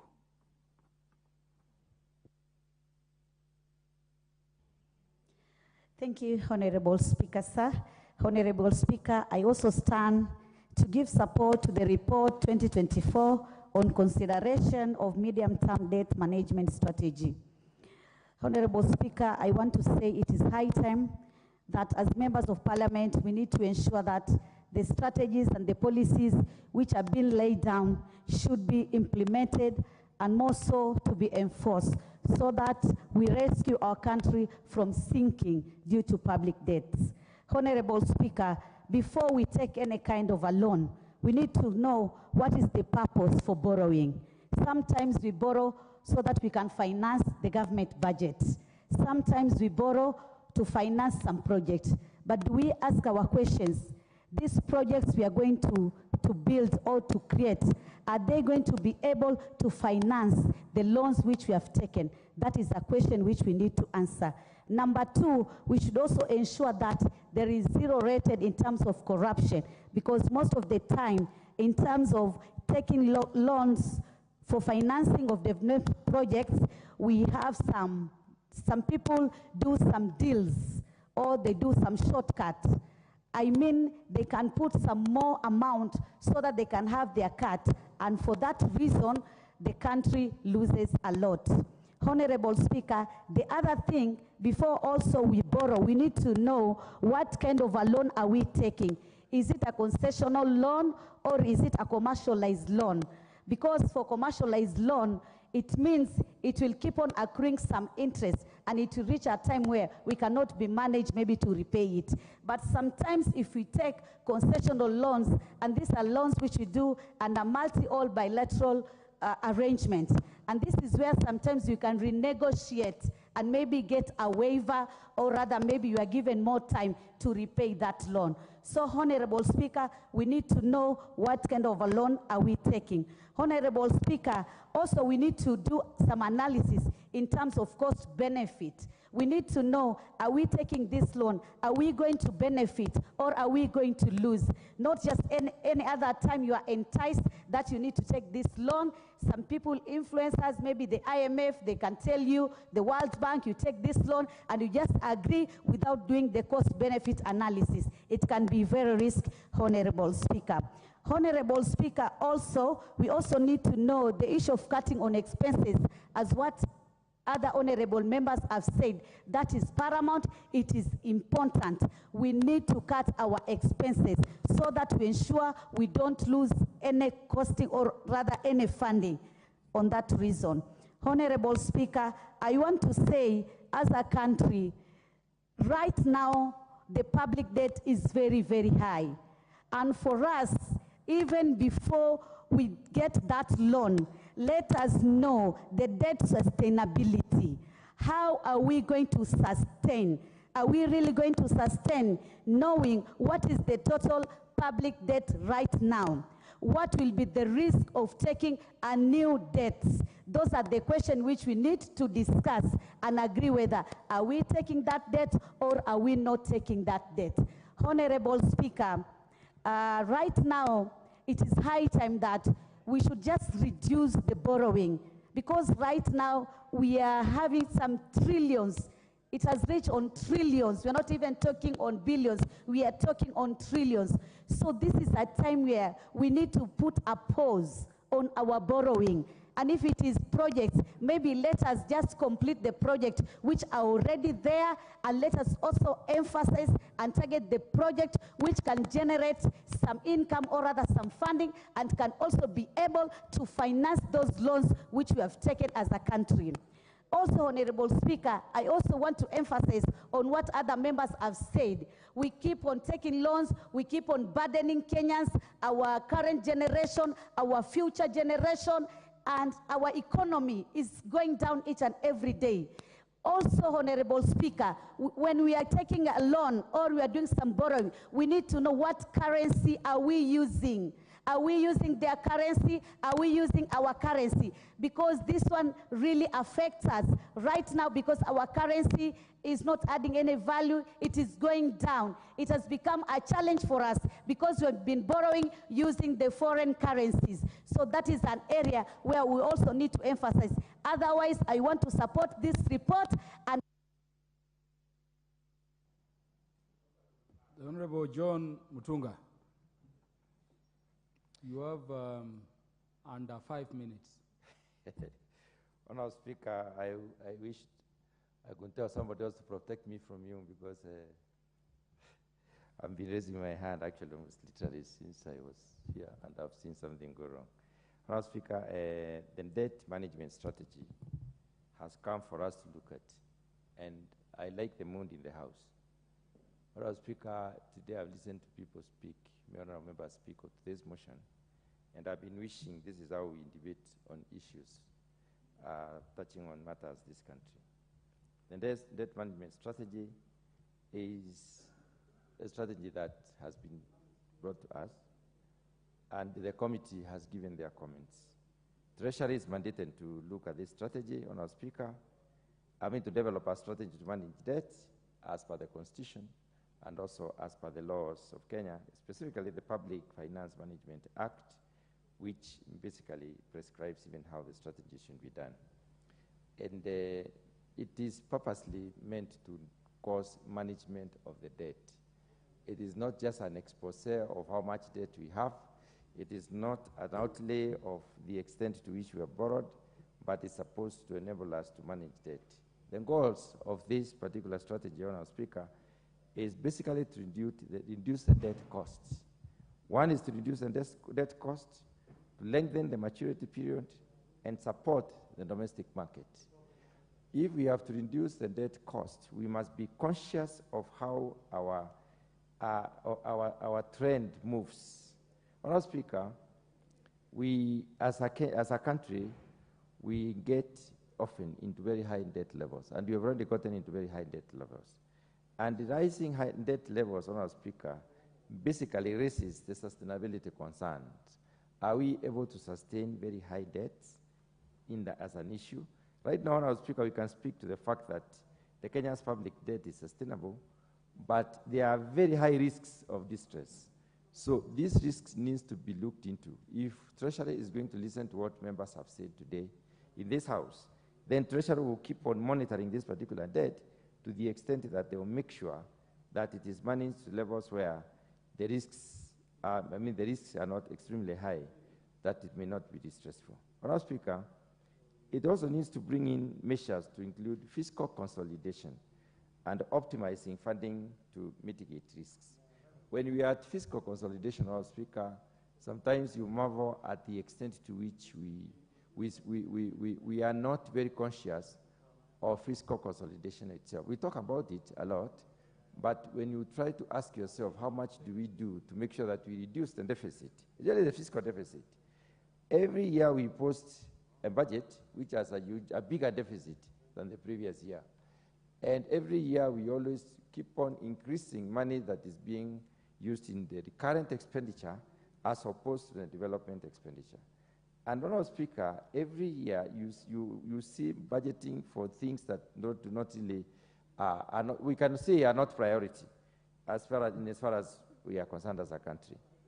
The shift in debt composition is an issue that we need to be very careful about. Honourable Speaker, we are more reliant on borrowing out, domestically than borrowing out there. We need to change this equation and focus a lot more in relying a lot more long-term concessional loans than borrowing the very costly local loans. The other issue that is important is the servicing cost of the debt. Of course, the drop of the shilling increases the servicing cost of the debt. And this is a trend that needs to be monitored very carefully, such that if there is any movement of the shilling, we try to see how we can bring in containment measures. The diversification of the borrowing, we are a lot more limited to a few. We need to open up and diversify our borrowing. We need to look at what else, which other frontiers can we access, how much of the PPPs are we getting into, how much of the green bonds are we going for, and so that we can diversify the borrowing. Madam Speaker, the other issue that is key is the issue of market reforms. How much of over-the-counter trading platforms have we opened, and how much of this do we adopt as a country if we have to manage this state? And Madam Speaker, because I can see my time is going, let me say the final thing is transparency and accountability. How much do we expose this to Kenyans so that they can also follow what Treasury is doing? And Mover. I recognize the interest generated, but our standing order provides that the time has now reached for Mover to reply. And it is, I'm not able to extend it. Honorable Ruku, I know you really wanted to contribute, but I cannot extend it. The only exception I would create is if the mover were to be philanthropic enough to donate a few minutes to members. Otherwise, you all know once time reaches for the movers to reply. The mover,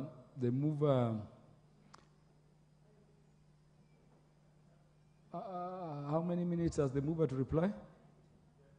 10 minutes. You want to be gracious enough to donate a few of your minutes? Honorable Speaker, I have no choice. You put me on the spot, and I can see Ruku giving me a look that scares the shit out of me, with all due respect. So let me give 2 minutes, I think, to Mheshimiwa Ruku and Mheshimiwa Mushomba. There is somebody behind you. Oh, sorry, and the Mheshimiwa as well. 2 minutes. Yeah, so 2 minutes each. Thank Honorable Ruku. Thank you, Mr. Speaker, and thank you, the mover. Mr. Speaker, I rise to put my voice on especially this issue of debt management or public liability management of our nation. It's a concern that has been hanging over the neck of this nation for quite some time. Liability management, Mr. Speaker, is key, and every department that's working in the Treasury, they should be in a position to coordinate properly so that our debt can be properly managed.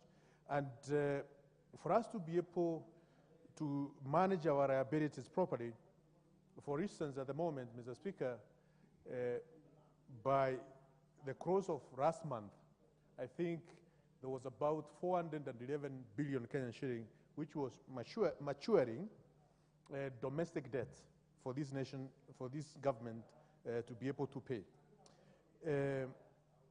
Financial shocks, they are generated because if we are not able to manage our liabilities properly.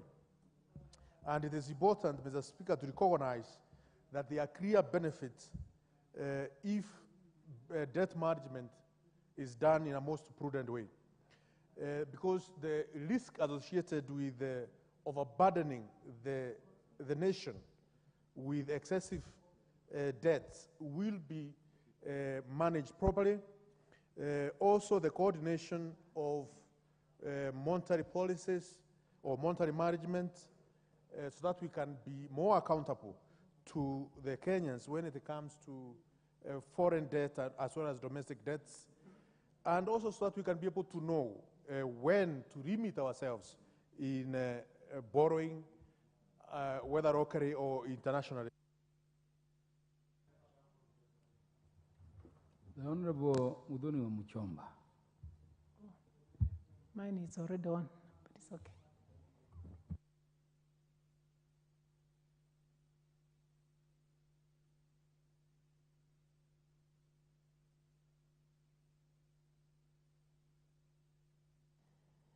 Thank you, Mr. Speaker. I rise to support the adoption of the financial resolutions, but with caution. With caution, Mr. Speaker, because the story of deficit is deafening. Deficits every time we are speaking about loans and budgeting processes in this House.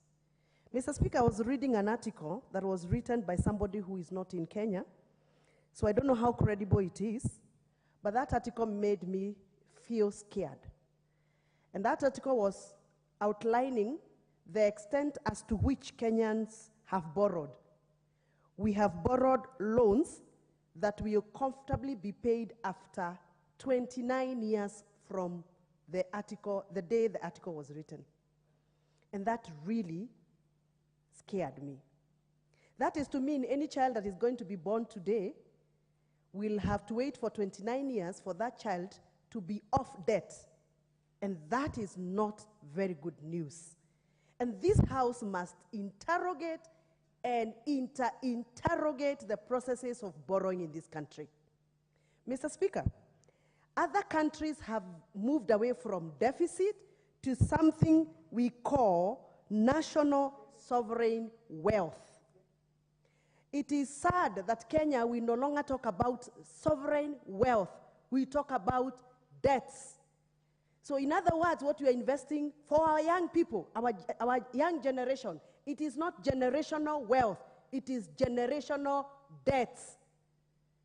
That is to mean the future of this country is sunk into debts. And therefore, even as we speak in this House and say, oh, the Auditor General must be fired because she's highlighting a lot of issues that are concerning Kenyans in debts, we must ask ourselves, are we being very fair to the generation of this country? And to what extent have we created a generational wealth that Kenyans, young Kenyans, will forever enjoy? Otherwise, the story of deficits and loans, the stories are really saddening. And therefore, even as I support this policy and recommendations, I would want to be on record to put caution that it is time we start moving from deficit to what we call sovereign national wealth. The Honorable Edith Nyanze. Thank you, Speaker, for giving me this opportunity. Let me say that every financial year, the National Treasury or the government borrows to finance its physical deficit as stipulated in the budget policy statement. And it also borrows to pay off the maturing debts. But Mr. Speaker, unstable debt can lead to debt distress, where a country is unable to fulfill its financial obligations. And therefore, our country, if it reaches that point of distress, it will be very pathetic even to the Kenyans. So that is why it calls for debt restructuring so that we avoid this distress. There should be control of cash flows, which would ensure that there is no leakage, because where there is leakage or corruption, then the debt which you borrowed to maybe do some projects will not be doing so. And if then there is that debt, we should also negotiate with our creditors to ensure that we repay the debt in as stipulated in a good time, so that we don't enter into embarrassment or into distress. We should also make sure that we pay more than the minimum amount which we are required to pay. And it's also good to note that we should pay debts which attract higher interests than debts which do not attract higher debts. But we are looking forward to a time when our country will be stable and we will not have debts in our country. And even if we end the debts, then they should not distress the Kenyans. The Kenyans should not be overtaxed so that we can pay these debts. So we are looking forward to such a time. Thank you, Mr. Speaker. Mover. Thank you, Honorable Speaker. Honorable Speaker, I wish to thank all the members for their contribution, and I'm glad that there is a lot of interest generated in this report, which we truly appreciate as a committee. Honorable Speaker, I wish to put it on record that we did public participation and did publication in the dailies on the MTDS. So on matters public participation, although we did not receive any direct contribution from members of the public. Honorable Speaker, we're making progress as a House because this is the second time we're debating the MTDS on the floor of this House, and I'm sure you've seen the kind of interest it has generated. And this has not been the case in the past, and we appreciate it. Honorable Speaker, I beg to reply and request that pursuant to Standing Order 53.3, you defer putting of the question to another day. I thank you, Honorable Speaker. I beg to reply. The request made by the mover is consented to by the chair. The question on this particular motion will be put the next time it will be scheduled on the order paper by the House Business Committee. Next order. Order number 15, the Natural Resources Benefit Sharing Bill, Senate Bill number 6 of 2022, second reading. Mover.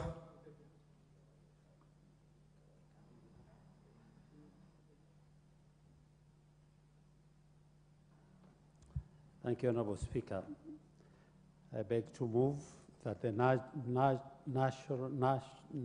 National Resource Benefit Sharing Bill, Senate Bill number 6 of 2022, be read a second time.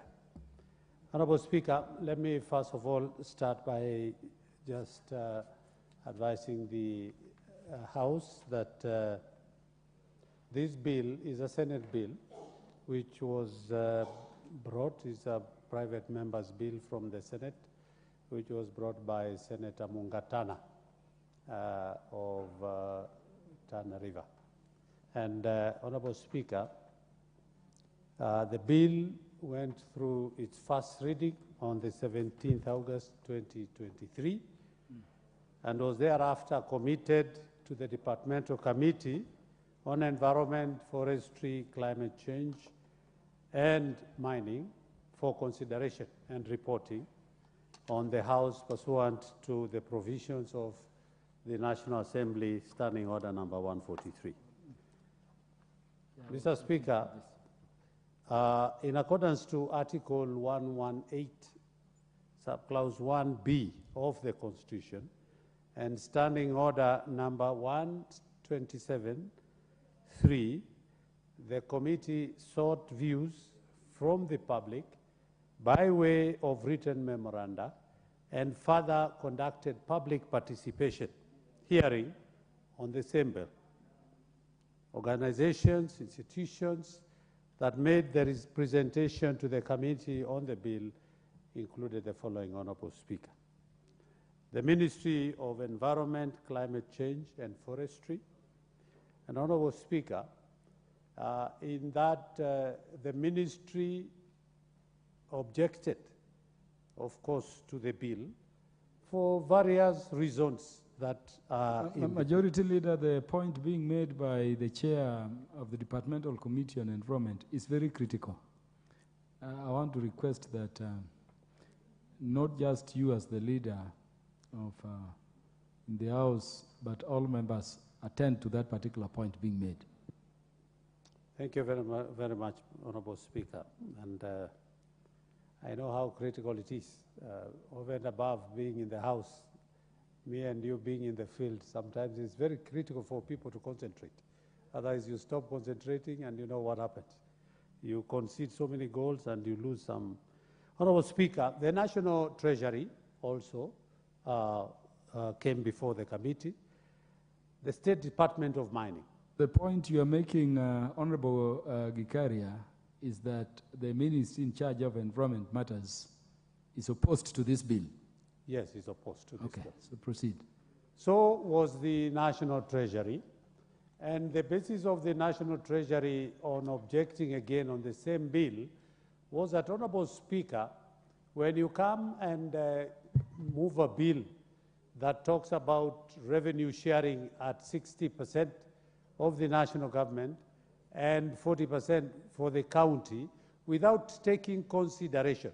Because what this bill is doing resource, the natural resource sharing and clumping everything together without taking into consideration the wealth of maybe of the resource or the time that the resource will be there for it to be able to, to be gotten from the ground, and so many other aspects. And one of the issues was, there is no way, Honorable Speaker, you can compare sand harvesting with gold. And you say that everybody should get, when you do gold, you get a point of what the Ministry of Petroleum came and said, if, for example, the Turkana oil had gone to the development phase or development stage, then Turkana County would be getting, currently they are getting around 20 billion shillings from the county allocation. They would be getting like 100 billion out of the 40% only, out of the product of petroleum. So again, that is why Treasury, the Ministry of Mining, again, objected to that. State Department of Energy. Honorable Speaker, we get also resource sharing from geothermal, for example. We also get from solar. In Garissa the other day, they have a very big solar energy that brings about 50 megawatts per day.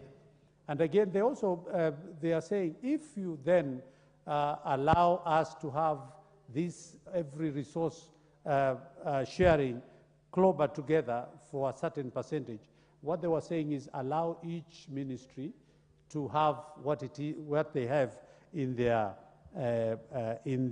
acts. The State Department of Petroleum, Honorable Speaker, came before the committee.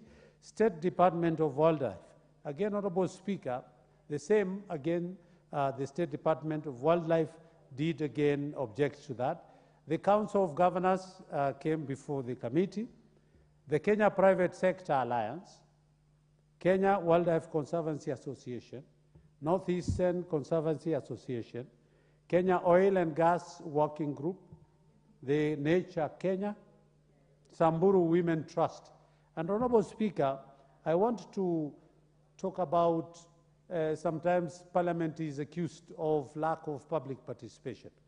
Honorable Speaker, this group, the Samburu Women Trust, came before the committee and they gave us some very, very weighty issues that they brought. It says, yes, of course, to them they were saying, yes, we want to support what is in the revenue sharing because of the community that in Samburu, for example, that the community will go a long way in getting value for the resource that is within their community. So the Samburu Women Trust, Honorable Speaker, did support, but on the basis that it is going to go. But their objection was, Honorable Speaker, is that the 40% that is sent to the county, then how does it trickle down to the community? Again, this is what the bill does not talk about. And so the Samburu Women Trust was saying, we would want a bigger share that will come to the community. Because at the end of the day, assuming you're doing quarry, the gaping quarry holes that are left, they will affect the community in one way or the other, in terms of either doing agriculture, in terms of maybe livestock, and so many other aspects. Maybe when it rains, then you create another dam that causes death and things like that. So again, they did support. We had Peace Net Kenya, Parani, Conservation International, Center of Minority Rights Development. Again, a very important group that came before us and said, yes, this is what we want. That we don't have to have resources that only benefits people from at the national level without trickling down to the county and to the other aspect that came when the Council of Governors was before us is, Honorable Speaker, some resource. They are shared, or you don't know even where it is coming from. Take, for example, geothermal. Honorable Speaker, geothermal is steam that comes from underground, but it is based in Nakuru County, but the steam from the Narok County says the steam comes from us. So how then does the benefit goes to Nakuru County without considering Narok? It could even have come as far as another county again. That steam could be. So these are some of the issues that came out on that material day for the groups that visited. Electricity Sector Association of Kenya, and lastly, Wildlife Works. And again, Honorable Speaker, the migration of animals, for example, and the tourism, that there is so much money that is brought by tourists. Then it says, okay, the animals move from one county to the other, and you know, all this confusion is what was we were able to. Honorable Speaker, the committee noted various comments in support of or against the provisions of the bill, as I've already indicated, Honorable Speaker. The bill has 43 clauses and seeks to provide a legislative framework for the establishment and enforcement of system of benefit sharing in natural resource exploitation between natural resource exploiters, the national government, county government, and local community. Honorable Speaker, again, it comes out that as much as you're mining, as much as you're getting a certain resource and you're making money, then we must look at the environmental aspect of it. And who bears the brunt and the cost of that environment? And I will take an example that when it came again in geothermal.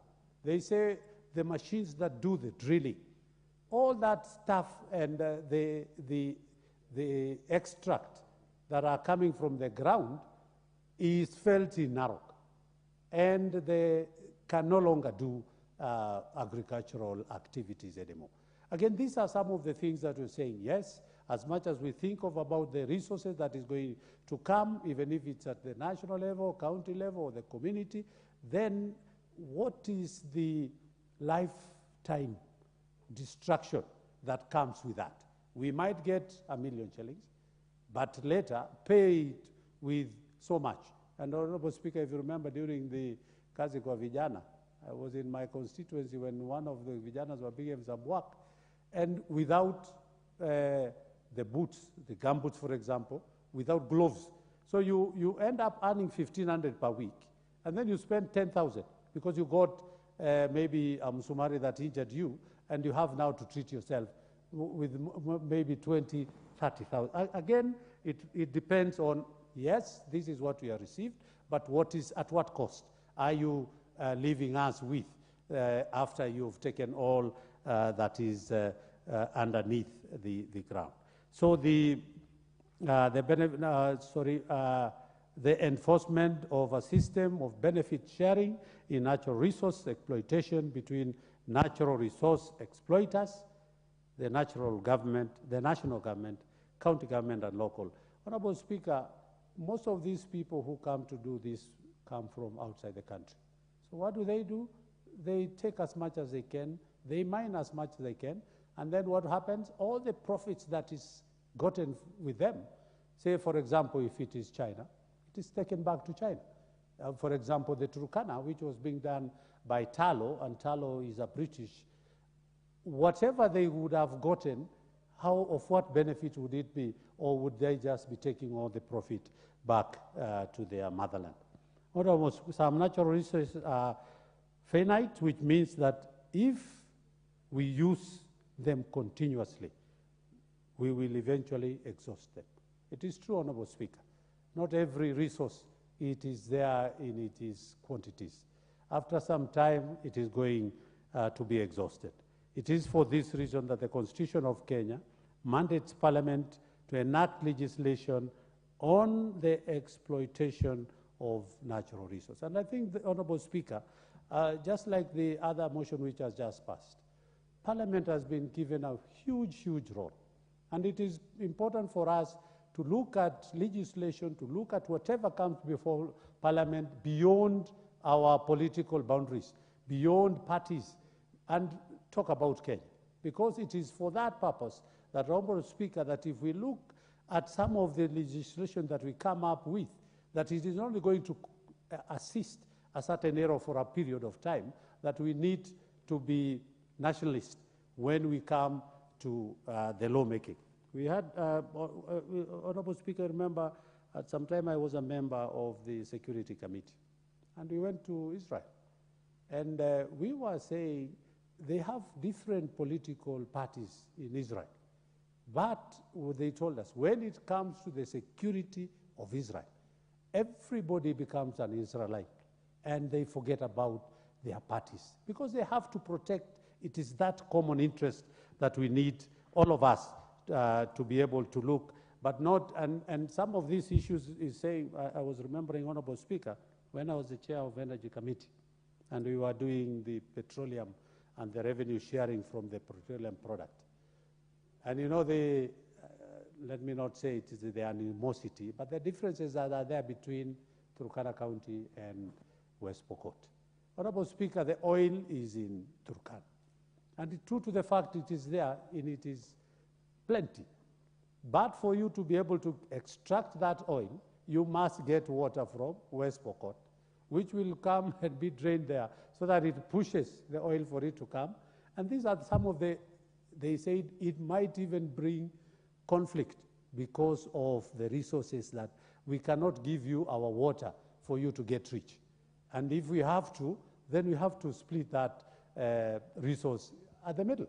And again, these are conflict between counties, and it's unfortunate that even for grazing also bring an issue. A simple thing like grazing brings a lot of problems between community. So what you're saying, Honourable Speaker, is that the permits, Honourable Speaker, permit me to highlight important provisions in the bill. First, the bill is applicable to the following natural resources. One, the bill talks about sunlight. Honourable Speaker, how do you, what resource? Of course, solar, but if you get solar, in, say, for Garissa, for the solar project, again, that is a resource that you need. Secondly, underground water. Now, again, this comes between counties. Where is this bed of water underneath here? And this is a boundary between maybe 3, 4 counties. It talks about forests, biodiversity, genetic resource. Some of these things, Honourable Speaker, baobab tree from Kilifi has been an issue in our committee. And the people are actually taking away the heritage of this country. And they are, what are they going? They are going to plant those baobab things in their country. And imagine a farmer was being paid only 100,000. Yet the cost of transportation from Kilifi to, was it I think in Netherlands, was going to cost almost, per one tree was going to cost around, I think over 10 million. Then what is the profit or the benefit to this farmer who is paid only 100,000, yet you spend so much to transport that? And so these are some of the issues that we are talking about: the biodiversity, genetic resources, wildlife resources, industrial fishing.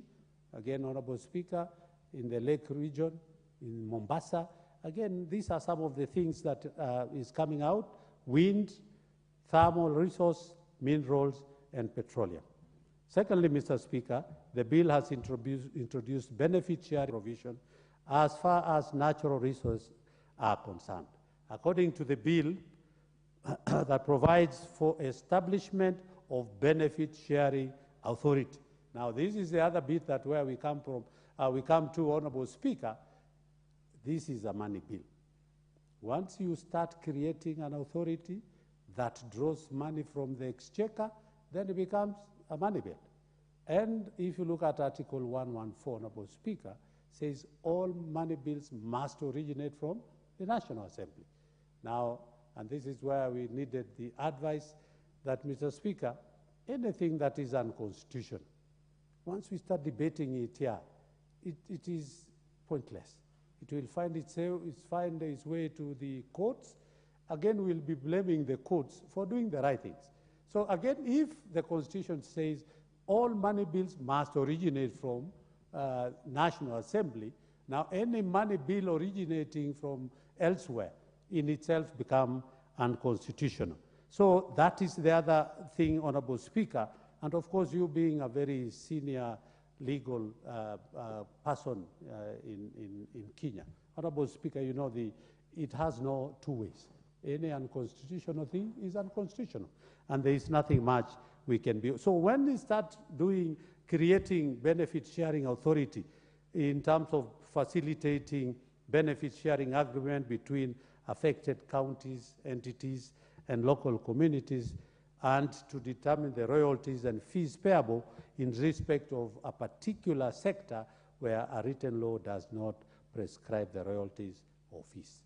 Honorable Speaker, and as I've said again, an unconstitutional legislation or whatever will remain unconstitutional.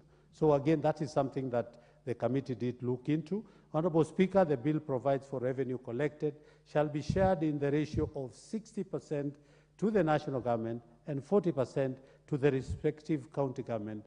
Additionally, at least 60% of the revenue assigned to the county government shall be used for local community projects and 40% for the benefit of the entire county. Honorable Speaker, the bill goes on to tell us how county assemblies now will sit and determine how this money will be sent. Honorable Speaker, take for example in Nakuru County where I come from. I come from an urban constituency vis-a-vis the rural constituency. What happens? We give so much in terms of revenue collection to the county vis-a-vis the rural constituencies. But when we come to sharing, what goes back to the respective wards, we are disadvantaged as coming from an urban constituency. Yet, people gang up, the rural wards gang up to come and defeat the urban, where 60% or 70% of the revenue comes from. Again, now that becomes equity, and say, then if you are giving so much, then why should we get so little? Or you find one ward is very tiny, another one is very, geographically is very big. Then again, you find out they end up, again what you're just saying is that the bill proposes the county will sit and decide what happens. And you know what happens within the county government, in the assembly. Most of it ends up even not benefiting the county in terms of, they end up not agreeing because everybody is pulling on their side. So where the natural resources are shared by 2 or more counties, the authority shall, in consultation with the affected counties, determine the benefit sharing ratio among themselves. Honorable Speaker, it is going to be war between counties. Turkana will never agree with West Pokot on matters to do with resources in Turkana. It will forever be. So again, this is what the observation of the committee, of course, through the engagement of the public participation that we were. Thirdly, Honorable Speaker, each county that has a natural resource shall establish a county benefit sharing committee. What does it do again? It creates other factors, and it doesn't tell us when they sit, where will they be drawing their, say, for example, allowances, and where will it be coming from? Is it from the share that is going to the county and the community, or is it from the natural?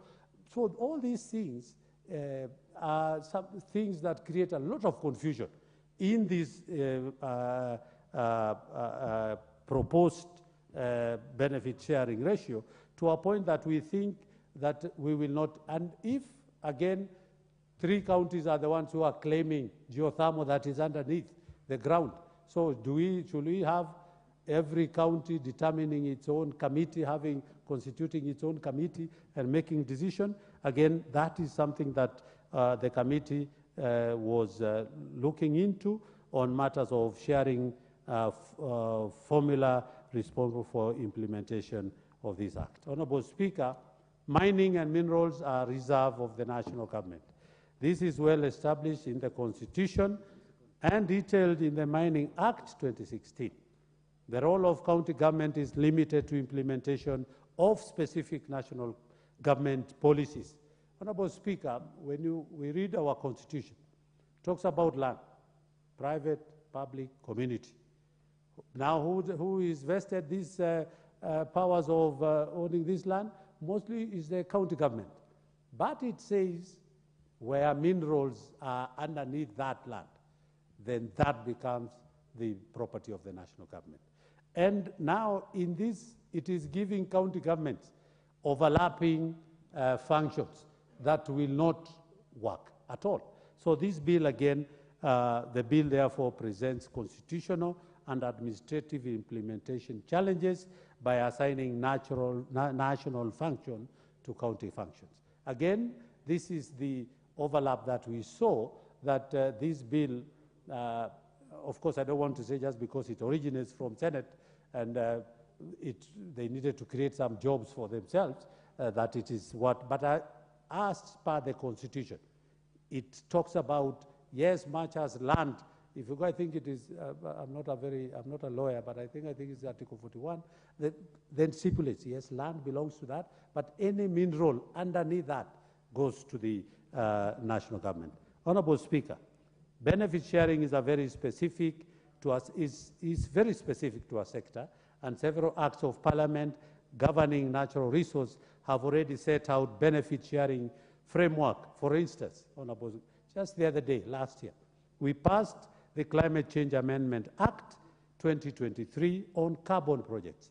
Honorable Speaker, in that act, we did provide clauses that talk about when you sell the carbon credits, then how do we benefit national government, county government, and the respective community. That is one aspect that and they have given their percentages to us. I think it was 85-15, and 10 goes to county, 5 goes to the community. But it talks about, it gives further on how they will. The common benefit sharing ratio for renewable and non-renewable extractive resource is therefore inequitable by failing to take into account the unique nature of each resource. And that is what you're saying. You cannot compare sunlight with gold or very important minerals now that we are getting that are used in our phones, in the laptops and things like that, that you cannot. So we need to separate these things, which this bill is not doing. Further, the Mining Act 2016, again, provides for determination of royalties payable. And I want to say that the mining, with the thinking of the current administration, Honorable Speaker, Taita Taveta, no, it is not Taita Taveta, Kwale, a community, royalties worth 4 billion was collected. And almost royalties payable, almost 1 billion shillings to Kwale County went there. But now they have never, now once the county gets the money, the community takes a back seat. And the community are asking, you were given 1 billion as royalties for titanium. And we are the people who are feeling the brunt of maybe the environmental degradation and things like that. But the county now has taken that money to go and do something else. Again, this is now again where the county again marginalizes or refuses to release the money to the respective community that is affected by that. Again, that is something that we were looking to, and therefore there are major overlaps of the bill with existing legislation. Honorable Speaker, the proposed bill, the Benefit Sharing Authority, present additional cost of governance of natural resource and potential overlap with other government agencies mandated to manage and license the use of natural resource in various sectors, this will present management and administrative challenges. Honorable Speaker, and that is what we are just saying, that you bring in, you don't tell us where the money is going to come from. If it's going to come from exchequer, then why should we are talking about very heavy wage bills. Again, we are saying, let us create this. Then you have the revenue sharing committee at the county level. All these, Honorable Speaker, are wage bill issues that we need to consider. When you bring in an authority, then the board comes in. We have maybe a director general or whoever, and as it is indicated in this, that brings a lot of issues. Honorable Speaker, the bill is not clear on how funds meant to implement local community projects will be budgeted, accounted, and reported for separate from the revenue assigned to county government to be utilized for the benefit of the entire county. Again, we have given that money, assuming, as the bill proposes. There is no talk. Again, we leave it